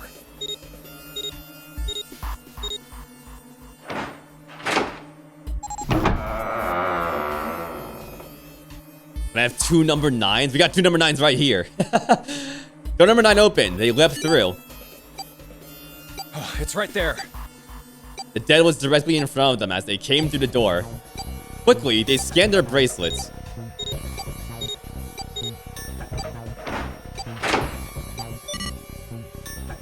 So, why is the switcheroo? Why switcheroo the numbers? That's what I'm thinking now. What the fuck? Oh. What's the point? After pausing for a moment to catch a collective breath, Junpei and his companions headed down the long hallway in front of them. All right, let's keep going. Aside from, they knew about that, so it's okay, we can mess with the routing somehow because of that.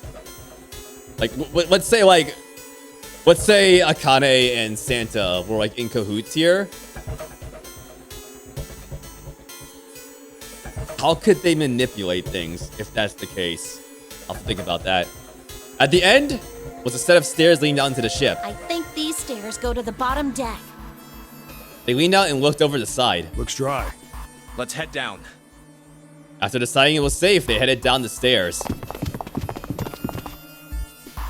Before long, Junpei and his companions found themselves on the bottom deck. They turned left into another hallway, at the end of which they found another door. Hey, it's a... And of course, there was a symbol engraved over the keyhole. Looked like the sort of harpoon one would use to hunt fish, kind of 3 prongs. Snake traced the shape of his fingers. This is the Neptune symbol. There must be a key around here somewhere. Neptune key. Neptune key. I only have the Uranus key card. Clearly it wasn't going to open this door. It's a different planet. Plus, it's the wrong kind of key. Let's turn around and go back for now. Yeah. After examining the door for a few more minutes, they gave up and headed back the way they'd come. Hey, another door. Little more searching, they found a metal door. And a card reader this time. There we go. A symbol was engraved onto the card reader. It's the Uranus symbol. This is the place. He muttered to himself and slid the card through the reader. It beeped once, and the light on it turned green. With a heavy metal groan, the door creaked open.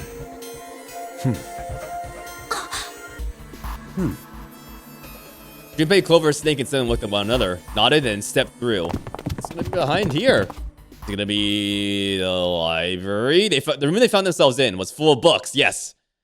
Wow, look at that. Look at that. It's like the panopticon of books. It's totally full of books. There's so many. I don't know where to look. Yeah, I'm gonna stop in a sec. Yeah. Once I'm assuming this escape room. Is it gonna be an escape room at this point? I mean, I don't know, but let's see. It looked remarkably like a library. Not the sort of library where large numbers of people came to read books. More the sort of library that was simply a place to store books. He felt a little overwhelmed by the sheer number of books, but Junpei did his best to speak with authority. All right, if we want to get through that door out there, we need the Neptune key. I say we split up and look for it. Okay. Very well. What's up, Snake? Sure thing. Good. Let's get started then. We don't have a lot of time. Hurry.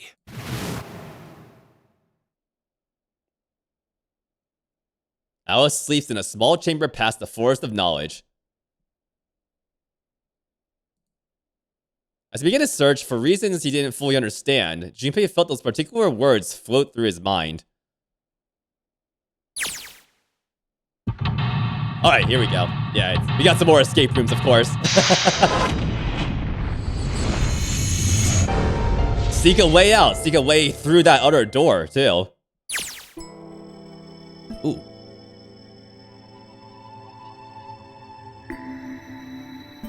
New song, I think. Yeah. We got a good squad now. We got Snake, we got Clover, we got Seven. People I care about. I care about all of them, but like, these are like the most positive influences, I think. Oh, shit! Okay, okay. Let's save. Let's save. I'm gonna step back a few more. Save spots here. Guys, holy shit. Oh my god. Oh my god. Let's how many pages of notes did I write today? 1.5, I think. Yeah, 1.5 pages. 1.5 pages. The icon for the endings didn't update, which is interesting. So what happened today? We closed out on, like, you know, Clover realizing that his brother's still alive, which was great. Yeah, it's gonna be good news. We got some more information about, like, the first Nonary game, regarding Clover being part of this, like, Nevada test group, which I assume there were 2 groups. So, like, there were 18 people in the first Nonary game, right? Like, one was in the ship and the other was somewhere else. So they were in Nevada. They were in Black Mesa. I don't fucking know. Like, I guess they were in Black Mesa for some reason. Said neither of us would be able to recognize the faces of the people who were on this boat, right? Because they didn't see them. Morphogenetic fields. You need epiphany and danger to access morphogenetic fields. That's what Clover said. Their Uranus key having this bottom deck library text written on it, which is where we're in right now. The CS, the cells of life system that Ace talked about. Truth had gone showing up twice in this route. The keypad, Junpei getting that like morphogenetic field message with Truth had gone, Truth had gone, Truth had gone. So we got the code for that. Snake's out again. Snake's here. Snake's with us. Snake and Clover reunited. Thank fucking God. Thank God. Thank God. I'm so happy. I'm so happy. I'm so fucking happy that like Clover gets to enjoy, gets to be happy. I'm so happy about that. Cause like it was just fucking ass for her the entire time I've been playing this until now. That makes me very happy. And yeah, now we're here. Akai's basically being a 9 and Santa's apparently being a 0, which is interesting. We're gonna have to think about like the implications of that. And now we're in the library, and libraries have books. Maybe there'll be some good knowledge behind them. Holy hell. Thanks for stopping by, y'all. Thanks for stopping by. Oh my god. We'll be back next week. Next week I think we're gonna do a two stream weekend of this game. Saturday, Sunday. So yeah, just heads up there. In terms of like plans here, I think I'm gonna dip into this at the start of next stream, just whatever the fuck this is here. And okay, so like this route is like, this route on the right side is gonna be like not getting the keys like I did the first time. So I can just like start here and I'll probably get it. So we'll get this ending next time, whatever this is. It's apparently kind of lame, so whatever. And then after this, we are full steam ahead on whatever the fuck is going on with this final route here. Wow. Okay.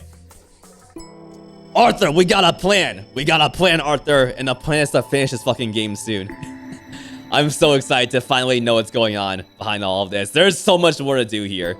I can't even imagine what's gonna happen through all of this right here. I can't fucking imagine. So we'll find out over the next few weeks. I hope to see everyone for the continued 99 streams. Wow. Fucking wow. Boom. I fuck Jesus Christ. I don't think we're gonna need another theory presentation because like they kind of just repeated a lot of my theories. Right there, like Junpei was talking about, like, you know, okay, you know, well, why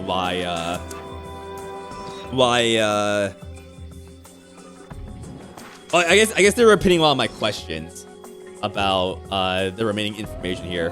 We might like go over like the what questions I still have at this point before we start next stream, just to like, you know, circle back and collate all the information again. I think we'll do that. We'll do like a okay. What are the remaining good ends, or not good ends? What are the remaining loose ends of the playthrough? I think we'll do that before we start this final route here. So there you go. Yeah. This is peak. This is peak. I have never encountered a game that has done something like this. Where it's like, okay, you have different routes, right? You got different routes. And it's like, okay, you know, there's different endings, right? But then the routes start crossing over to each other, like, holy shit. And then stuff from, like, other routes and, like, the past and maybe the fucking future at this point start converging. Like, what is happening? We'll have to see. Thanks for stopping by, y'all. Thank you all for stopping by. And there's also, like, the people are saying, like, the DS version has some cool shit, too, apparently. Like, I should probably start prepping that, because I do want to see, like, I'll get some advice from people after I finish this, and see, like, okay, what might be worth showcasing from the DS version, that's, like, different. So, yeah, we'll get to that when we get to that. And, of course, we have the whole, like, once I finish this playthrough, we're gonna go through, like, the entire spoiler thread in my Discord, and just review what people have been saying about things when I've been playing through this. Yeah. I actually archived that thread because I'm like, okay, if the Discord somehow fucking dies for some reason, like, I don't want to lose all those messages. I actually archived the entire Discord. But yeah, that's how important that is to me right now. It's like, I need to see people's reactions when I've been playing through this, because that sounds like a lot of fun to go through. I am yapping like Akane. I am the Luigiguy yapping right now. Thanks for stopping by, everyone.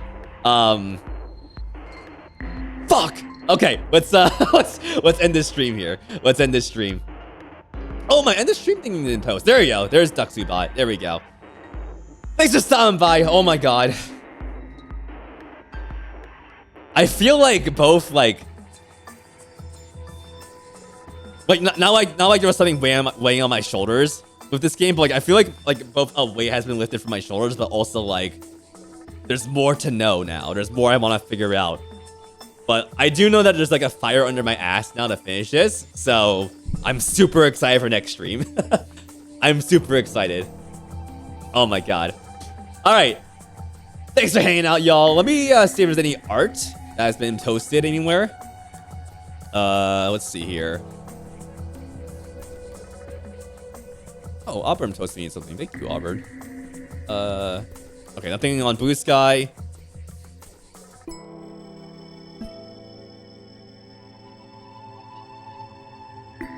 Anna, you want me to... Anna, can I show your art on stream?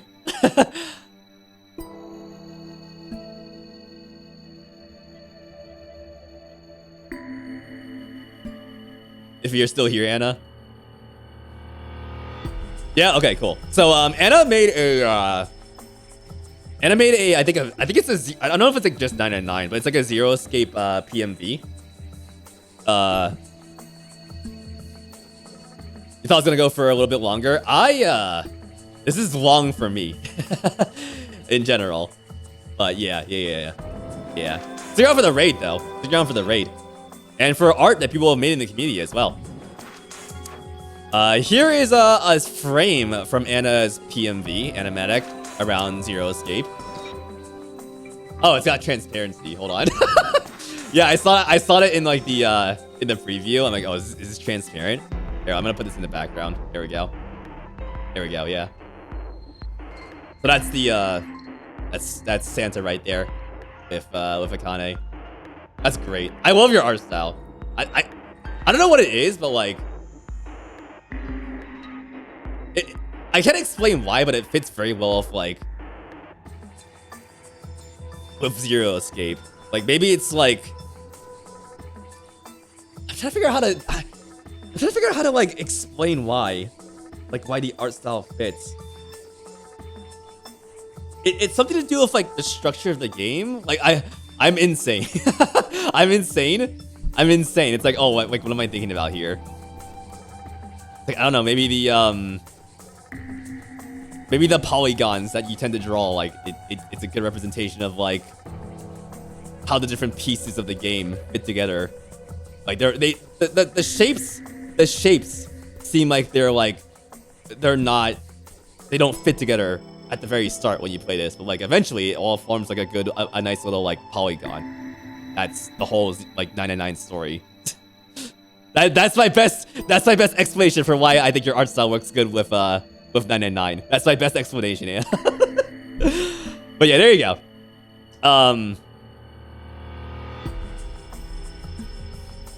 I think people who want to see the PMV have already seen it. So don't post it yet because people here haven't finished the game like me. We can watch it when we finish the game, I think, or like I don't know if it's like the entire series. Whenever it's appropriate. It's all 3 games, right? Yeah. Right. So that's gonna be way later on. Yeah, there's some cool art from Anna. There you go. Okay. Yeah, that's it. Thanks for stopping by. Okay, I think Luxtat mentioned Castlevania. If you're still here, Luxtat. I'm gonna do Castlevania probably on Tuesday. It's gonna be a very short stream. I'm just gonna finish the game probably. Short stream. I'm gonna spend another fucking 2 hours on the stage again probably. Yeah, I'm gonna do Castlevania at some point this week.